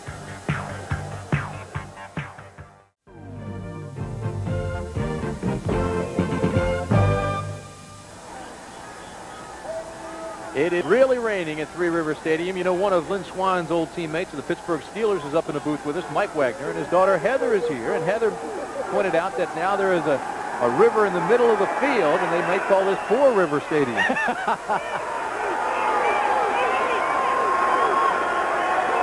First down, Pittsburgh, as we start the final quarter. This is Holman, left side, looks for a block, can't find it. It is pretty tough going out there. Has been tough going all day long in the weather conditions as we take a look at 3rd quarter stats. And the key, the 4 turnovers by the New Jersey Generals have caused this game to be in favor of the Pittsburgh Maulers. And you can see 131 to 197 in terms of yards because Pittsburgh has had the best field position. They have not had to go very far. Glenn Carano, after 7 years sitting on the bench in Dallas, gets a chance to lead the ball club, has his team out by 10. 2nd and 8. This is Lawrence. Looks for room, can't find it. Now cuts back inside and loses a ton on the play. But you know, bad weather has always acted as a neutralizer. Well, it certainly has, but you would think that with bad weather, the New Jersey team would have a better performance. They have had a stronger running attack. The offensive line, I think, is much stronger than Pittsburgh's offensive line, and on paper, a better offensive line to go against their defense. But they haven't come through. They've made the mistakes, the fumbles, the turnovers. Their field position has been bad, and they've played this game as if they're going against a 2-6 ball club, so it's not very good. They may have taken this team a little bit too lightly. Glenn Carano is faced with a 3rd and 8 situation on the last play, 2nd and 8 rather. Now he's got 3rd and 15. Now he steps up in the pocket, and Carano is sacked. Big number 75, Frank Mattias. 6'1", 259-pounder out of Holy Cross. Carano has only completed 3 passes in the entire ball game. Jackie Flowers, of course, crucial receptions throughout the season. In 4 games he's been with Pittsburgh, has only got 1. There are the numbers on Larry Swider for the afternoon. He's on to punt it away. The last time, nearly kicked the ball out of the stadium. Weather like this, the ball might go anyway off his foot. It's wet. Barbaro will have a tough time fielding it. The Generals look like they're coming. They've loaded everybody up on the line of scrimmage. The lone setback and deep back is Gary Barbaro. Here they come. The kick by Swider. It's low. Barbaro will take it, and he drops it, and Pittsburgh gets it back. Not yet. It's still loose. And now New Jersey has it. Well, I told you the ball would be tough to handle. It came off Larry Swider's foot, end over end. Not a great punt. Gary Barbaro is trying to field it. didn't call for a fair catch. Mark Harper ended up recovering the ball for the New Jersey, knocking the ball loose. Whatever, it's New Jersey still has the football. All right, Lynn Swan, since you fumbled before commercial, let's take it back and one more time. We'll take a look at the turnover when we get a chance. Right after this play, it was a 34-yard punt by Swider. Nonetheless, the Generals get it back. So Brian Sipe now goes to work. He's got 1st and 10 on the 27-yard line. He's going to throw, and he goes to Bowers, and Bowers drops the football. So right now, the pigskin looks like a bar of soap, and they can't hold on to it. Well, we'll take a look at that punt again. Swider punts it. Now Barbaro is trying to field it. Ball comes in. It gets away from him. Number 26, Mark Harper, looks like he's going to recover. He gets down on it, and the ball squirts away from him. Then the man who picks it up is number 84, Marcus Hackett, to recover it for the New Jersey Generals. And I got it out all right. All right, so the Pittsburgh Steelers, or the Pittsburgh Maulers now, show man defense. This time Herschel Walker's got an opening. He's up across midfield down to the 47-yard line. Goes Herschel Walker, and Mickey Sutton makes the touchdown-saving tackle. And one thing that saved that play for Mickey Sutton in terms of him being able to make the tackle is that Herschel Walker, just coming out of a break, couldn't get it turned up and get things going on this wet surface. He gets a great hole on the outside. He's just weaving, not making any real sharp cuts, getting downfield.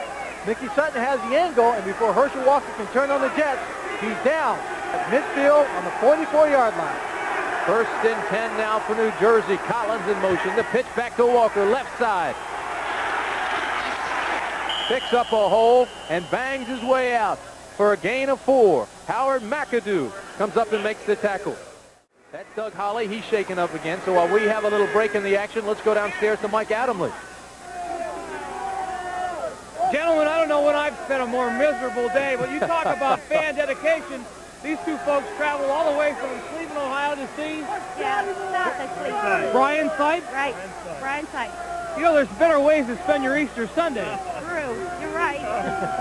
Are you enjoying yourself, sir? Oh, it's just super. Just super. Snow in Cleveland, rain in Pittsburgh. What do you want? You guys both ought to have your head examined. We'll see you later. Timmy? All right, Michael. Herschel Walker now has 123 yards. Second best afternoon of the year. And again, second effort takes him down close to a 1st down. 12 minutes in the 4th quarter, and the offensive line of the New Jersey Generals starting to come to life, opening up the holes. Herschel Walker running well, Coffin picking up yards, bringing up a 3rd and short situation. Of course, those aren't the only two people that have come down from Cleveland to watch Brian Sipe. A couple of his former teammates have come down. Robert Johnson, Doug Deacon, and Mike Babbs from that offensive line came down here to watch their old partner play. Herschel Walker, 19 carries, 128 yards. That 27-yarder that he broke a few minutes ago, the longest of the year for Herschel. We saw Holly go out a minute ago. Now David Graham is hurt. Howard had an interesting interview yesterday with Joe Cannizzaro. I don't know if you saw it, Lynn Swan, but Cannizzaro, of course, the owner of the Breakers, and he's chairman of the Strategic Steering Committee, the long-range planning. And he said the owners have a meeting this Tuesday to discuss the situation about moving to the fall of the spring. This is Sipe. Sipe's going for Walker. Great catch by Herschel Walker. Gets up down to the 15-yard line. That is a veteran call. A great strategic play. 3rd and short, looking for the obvious run. Brian Sipe fakes it. Herschel Walker, world-class speed, gets outside. He's got man-to-man coverage. Gets downfield on Mickey Sutton. And watch the adjustment he makes on the ball. He just steps, goes up, makes a diving catch. Big play for the New Jersey Generals. Herschel led the Generals in receptions with 53 last year. He had 17 coming into this ball game. That was a great catch, a big catch for the Generals. Walker bangs down. He's stopped quickly by Ernest Adams. Well, the Generals are driving. Right now, let's go to New York. Here's Jim Lampley. Tim, the Denver Gold have shown a penchant for coming from behind. They'll have to do it again today. After a fumbled punt had given New Orleans field position, Buford Jordan again, that man with a 13-yard run. And in the 3rd quarter, the Breakers now lead the Gold 17-3. Back to Tim Brandt in Pittsburgh. Thanks, Jim Lampley. Here it's 10-0 Pittsburgh. But New Jersey's on the move. Inside the 15.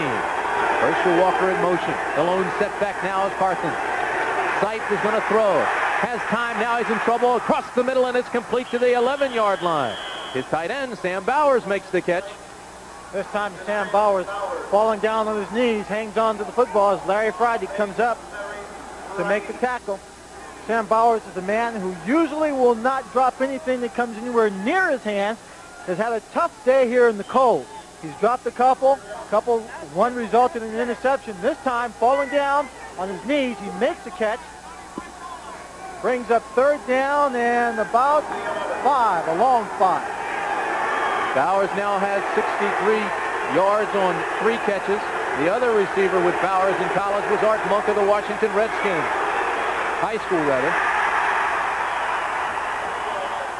Flags fly. Looked like Pittsburgh jumped across too early. Ron Crosby, the linebacker, was coming on a blitz, couldn't stop on the wet turf, and he went down. Well, they need a 5 downs. It looks like a long 5 downs for a first 5 yards for a first down. They'll pick up 5 on this penalty, but I think they'll still end up just a little bit short. Well, Herschel Walker is playing a great football game for the New Jersey Generals, even though they're behind under these conditions. Offside. Number 54, defense. Still third down.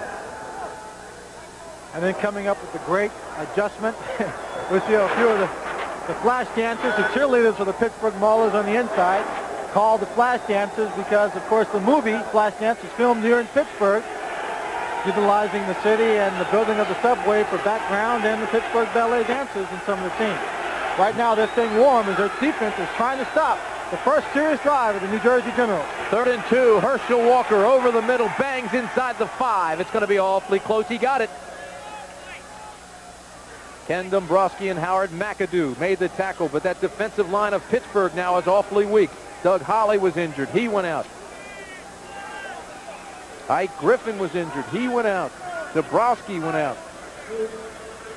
Walt Michaels on the sideline. He knows his team can come back. There's enough time to do it. Desperately, they need a touchdown here. Instead of talking about Herschel and that great catch he made, you know, coming into this ball game, he and Rozier come from running programs in college. They made great adjustments, just learning how to be better receivers. 8 minutes, 38 seconds left now. This is Herschel Walker coming around the left side, has the corner. Touchdown, Generals! Great block by number 33, Maurice Coughlin, that sprung Herschel Walker to the outside, allowing him just to out-sprint the rest of the secondary. You see Herschel Walker, 34. Now all he has to do is follow his blocking. As soon as he sees a hole, he can turn it up. Coughlin goes inside, cuts off the pursuit. Everybody's coming in on an angle, but Herschel Walker just sprints towards the corner. Everybody is behind. He's in. If the extra point is good, they'll only be trailing by 3 with 8 minutes and 30 seconds to play in the ball game. Number 41, Delaney had a shot at him and couldn't make it. This is Roger Ruzak. The kick, it's up, and it's good. So Herschel Walker, who had 177 yards and 3 touchdowns last Easter Sunday, last year, now has 135 yards here in the rain this afternoon. 1984 is an Olympic year, not only for able-bodied athletes, but for disabled athletes as well. This is the first time the International Games for the Disabled will be held in the United States. They'll feature world-class competitors in more than 20 Olympic-style events. I support these brave athletes, but they need your support as well. To find out how you can help, write to International Games for the Disabled, Eisenhower Park, East Meadow, New York, 11554. Pittsburgh now has to be thinking about the last 2 weeks. The Maulers blew a 10-point lead in the last minute and 40 against New Jersey 2 weeks ago. They blew a 21-point lead in the second half against Denver last week. This is Mark Harper. And he goes down on the 16-yard line. Good coverage by the New Jersey Generals. Take a look at the scoring drive by the Generals. They have maintained their composure even though they have not played that well. Walker had 42 yards on that drive. 5:02 it took. This program is being brought to you as an exclusive presentation of ABC Sports. Now let's pause 5 seconds to allow our local stations to identify themselves. WTAE-TV, Channel 4, Pittsburgh. First down for the Maulers.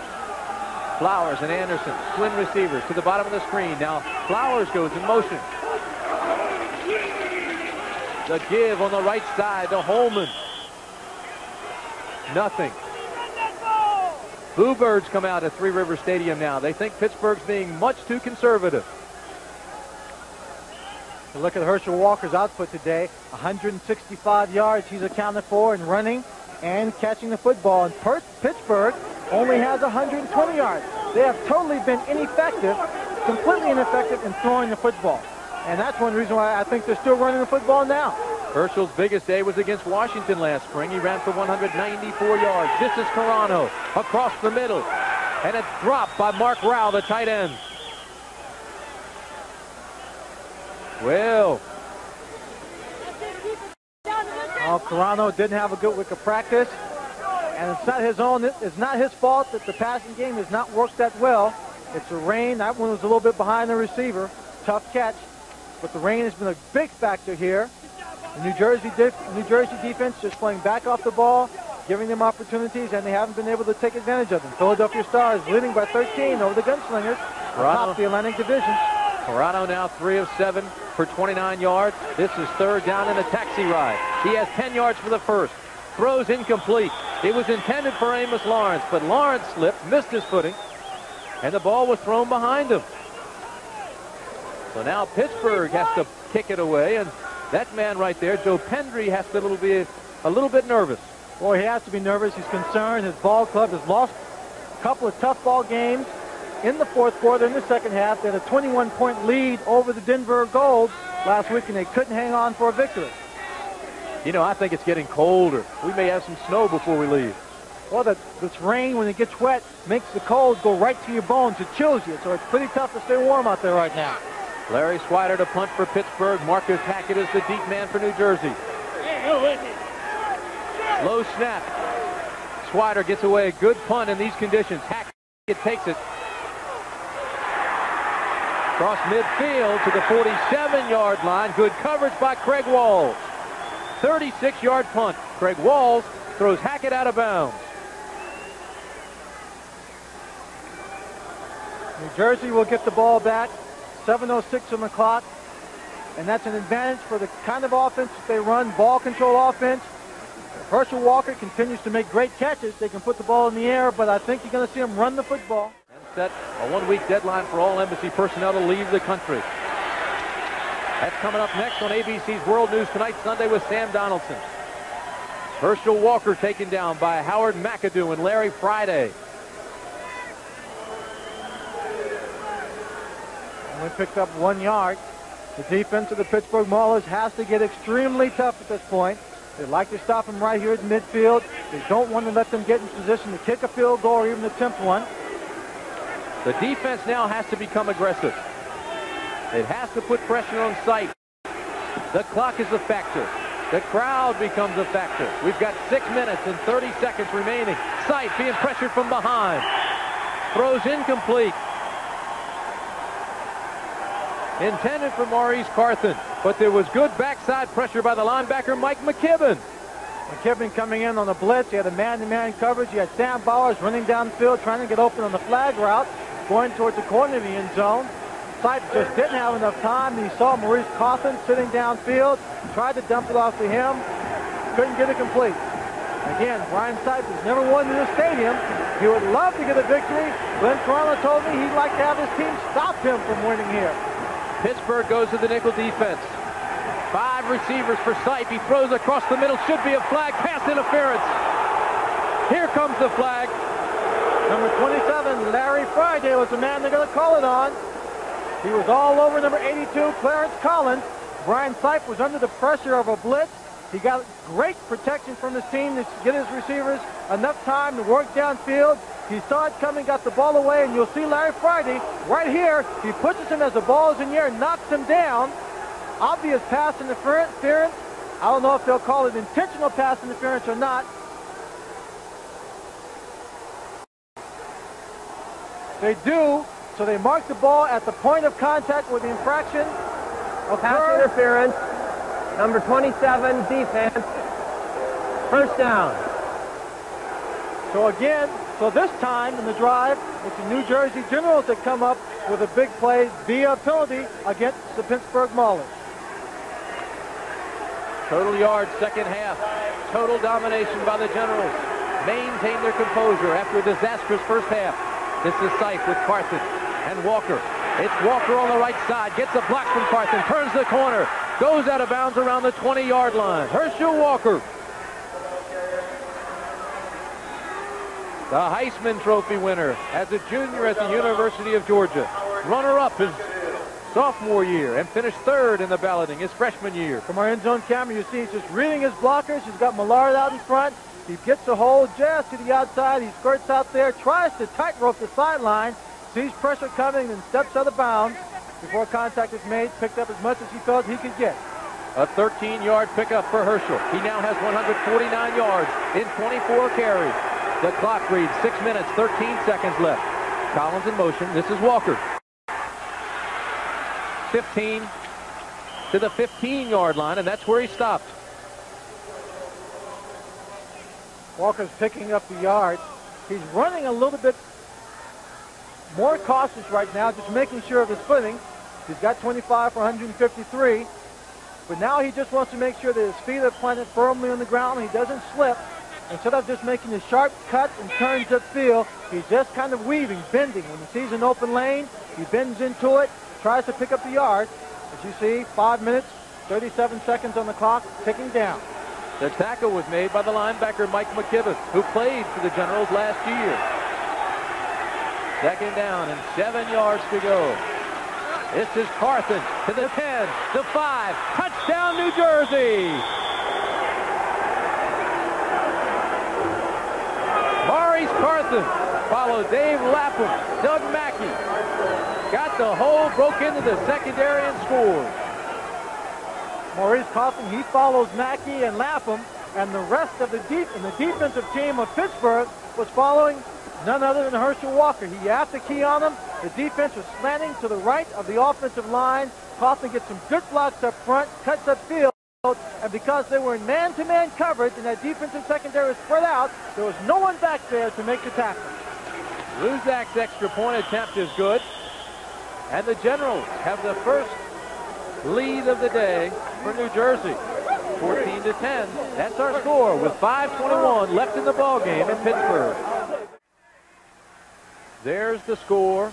5:21 remaining from Three River Stadium. The wind is picked up, the temperature is dropping, and the pressure has mounted, and the ball falls off the tee. The wind just toppled it over before Roger Ruzak has a chance to take it. They'll tee it back up. Try it once again.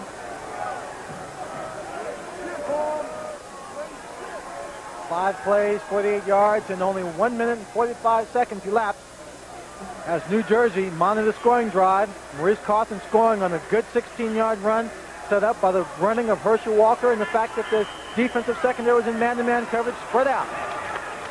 The kick taken by Pittsburgh on the 10. That's Johnny Dearden.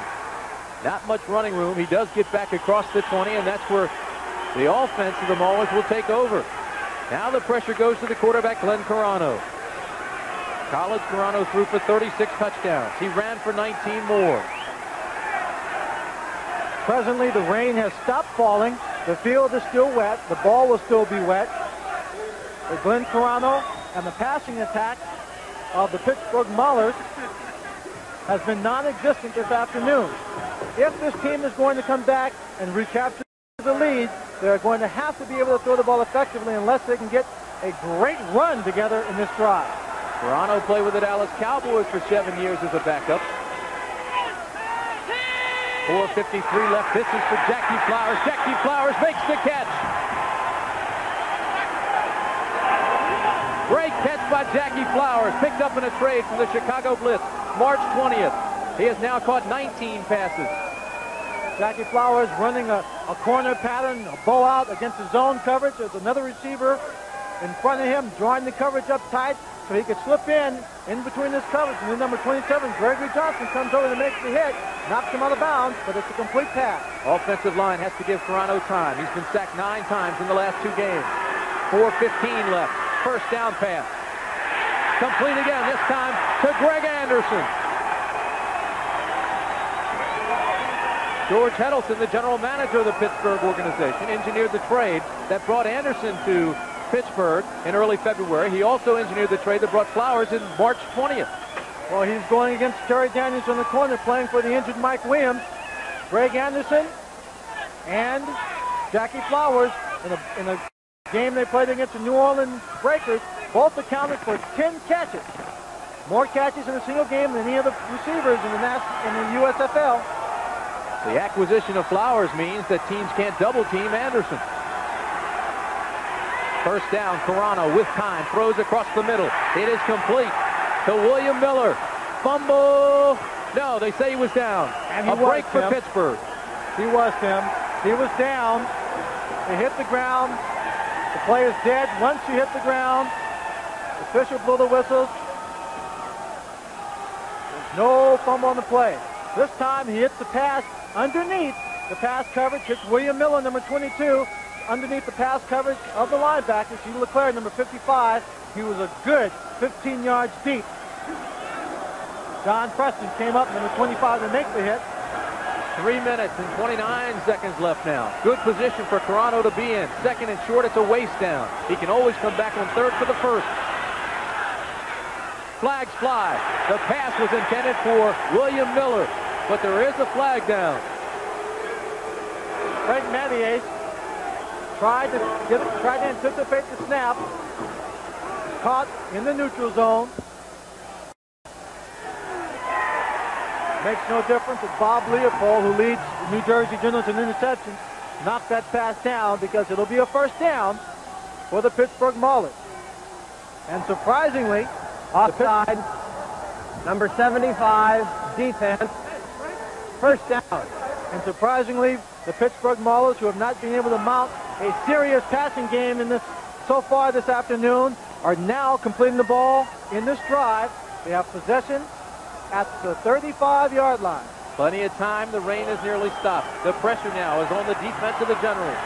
LeClaire, a 13-year veteran. Leopold, out of Notre Dame, a veteran. This is Amos Lawrence inside the 30 to 26-yard line. Famous Amos Lawrence out of the University of North Carolina. A veteran linebacking core like you have for the New Jersey Generals should have been expecting a draw play. They've been very successful in the air. Now they set up for a pass, handed off to Lawrence. He finds a good hole right up the middle until number 26, Gary Barbaro, hangs on to his ankles to bring him down. It's second and short. Jim LeClaire was there on the tackle as well. Lawrence played against LeClaire in Super Bowl 16. Lawrence with the 49ers, LeClaire with the Bengals. This is Famous Amos again down to the 23-yard line. LeClaire makes the tackle. The clock continues to roll at 2:25. The Pittsburgh Maulers, a young team, expansion team. The record only 2-6. But you can see for the drive they're mounting here late in the fourth quarter, they're a young team that believes in themselves. They have not given up 1 second in this ball game. They're putting together a passing attack, which we haven't seen all afternoon. They're now in field goal position, but they need a touchdown to go out in front. Anderson to the bottom of the screen. Jackie Flowers to the top.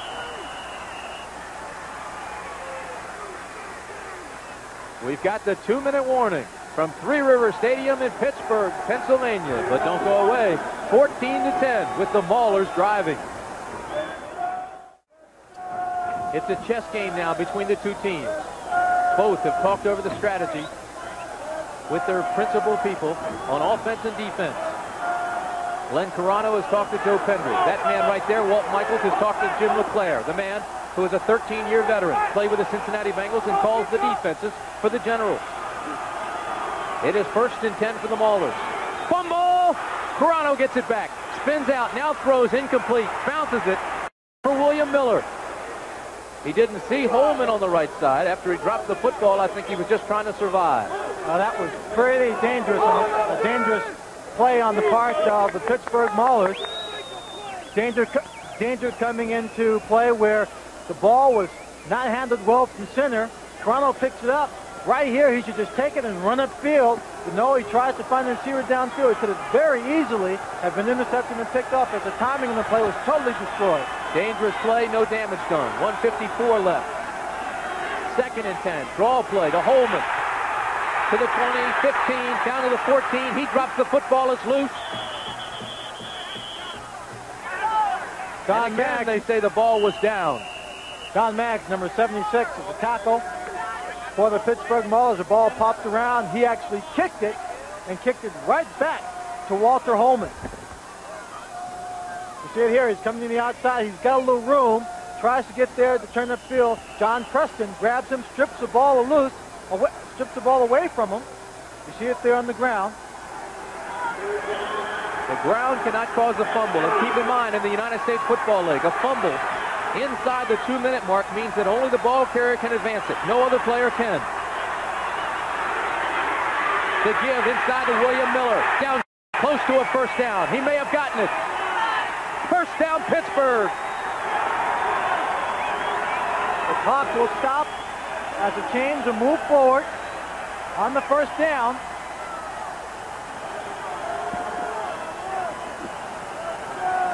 Pittsburgh Maulers have three timeouts remaining. Clock's ticking down. 1:15, 1:14, 13. Jim Byrne comes in. Frank Mattias comes in for New Jersey. Lockett and Woodland go out. Man-to-man defense for the Generals. Toronto. There's a blitz, backside, throws a fade pattern in the corner, incomplete. It was intended for Jackie Flowers. He had a step on Kerry Justin. He just had him to the outside. Kerry Justin, a veteran of the National Football League from Seattle, was with him man for man. Jackie Flowers, drafted originally by the Dallas Cowboys. He sees the blitz, gets to the outside. Justin makes the contact. The ball is just thrown too far over his shoulder. He can't get to it, way out of bounds, but it's incomplete. The clock stops. 57 seconds. It gives the offense time to regroup.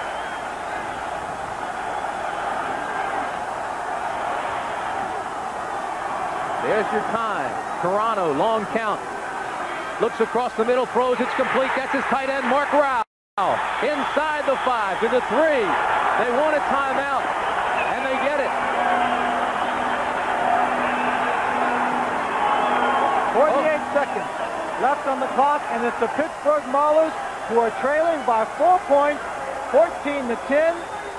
Glenn Toronto is finding his receivers for the first time. He finds his tight end, Mark Rao, in the center of the field. He makes a good catch, drags John Preston, number 25, down to about the 3-yard line. They are now 3 yards away from the end zone. A touchdown will put them ahead by 3 and could possibly give them a victory. It's 3rd down, 3 yards to go. They can pick up a first down if they get to the 1. One timeout remaining for the Pittsburgh Maulers. 2 timeouts for the Pittsburgh Maulers remaining. 3rd down and 3. Toronto in trouble. He'll be thrown down. Willie Harper, the linebacker, came on the blitz. Big play for the Generals. So that'll bring up a 4th down. And the clock is down to 45 seconds. Tim, I am totally surprised. Harper comes in, unblocked from the linebacker position on the blitz. I am surprised that they tried to run the play like that. If it was going to be a rollout, a run-pass option for the quarterback, he was running to the strength of the defense instead of away from it.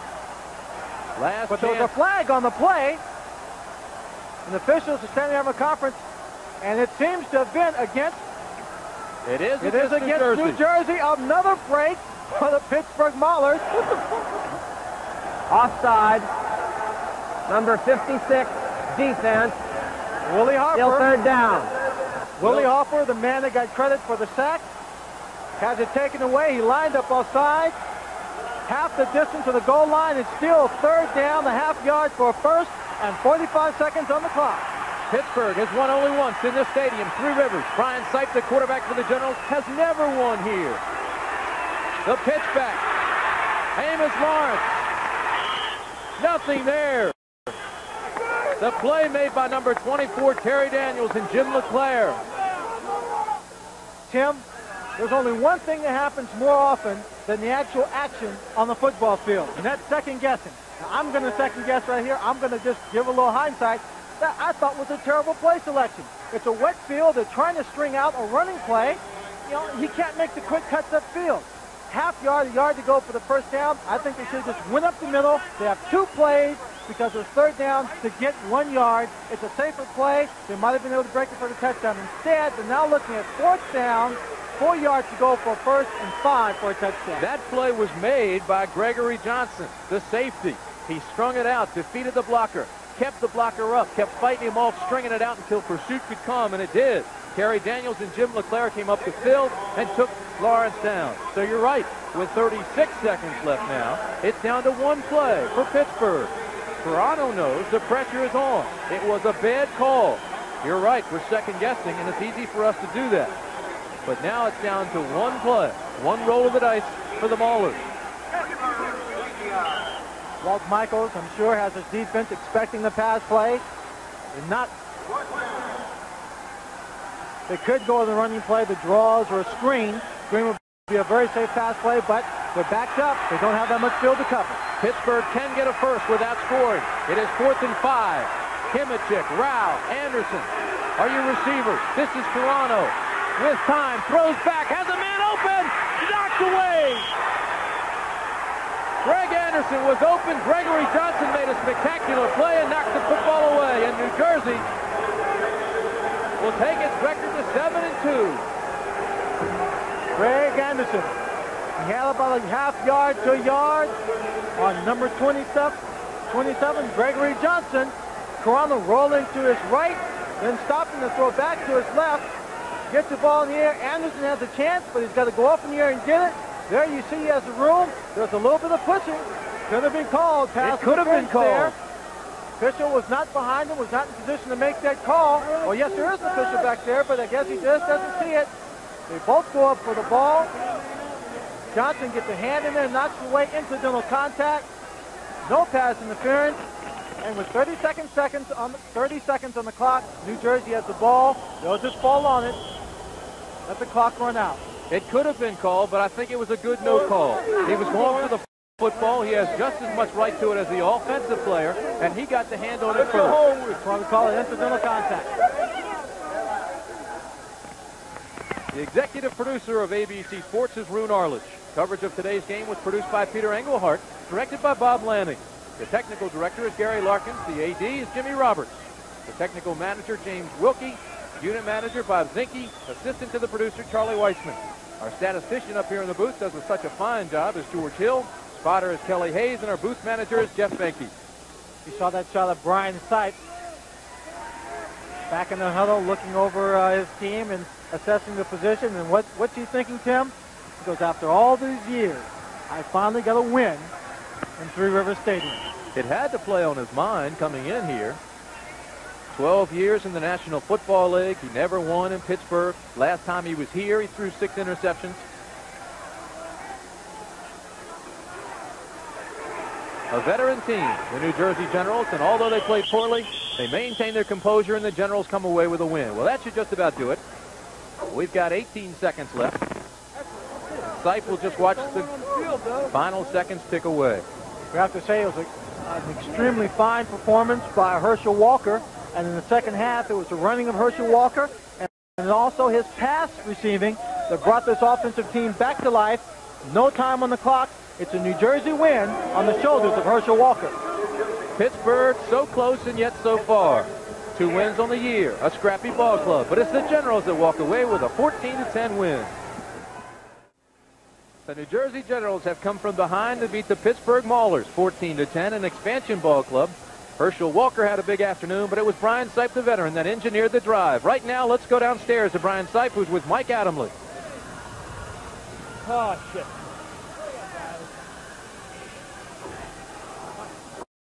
Okay, we're on.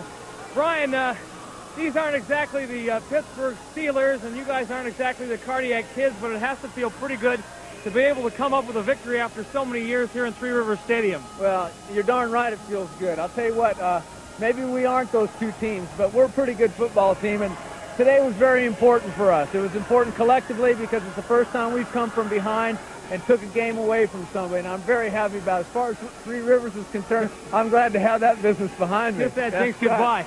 Last week, an emotionally flat performance against the Arizona Wranglers. Yeah. No emotion at all. In the second half today, you guys were brilliant as far as in that department. Well, I'll tell you what, the emotion was there all game long. It was just those turnovers in the first half. They really, we stopped ourselves. We had the momentum. We were hitting people, but we were just self-destructing. And finally, at the end, when we had to have it, we made it happen. All year long, the boo birds and critics have been on Herschel Walker's back. But today, I think, under the weather conditions, he was terrific. He ran hard. He caught an amazing ball under No question. No question. Herschel's one of those guys, you know that you can keep him down for just a little while, and pretty soon he's going to explode. Besides that, he's a fierce competitor. He's a great guy to be around, and I like that competitiveness that rubs off on everybody else. Halfway point of the season, are the Generals championship, Timber? Well, I'll tell you what, we're coming along. Last week set us back a few steps, but this is taking us a long way to being the kind of team we want to be. Okay, Brian, so good to see you again. Lots of luck. See you down the road. Okay. Let's go back upstairs to Tim Brantley and Swan. Thanks, Mike. Herschel Walker, 152 yards on the day. The final score, New Jersey 14, Pittsburgh 10.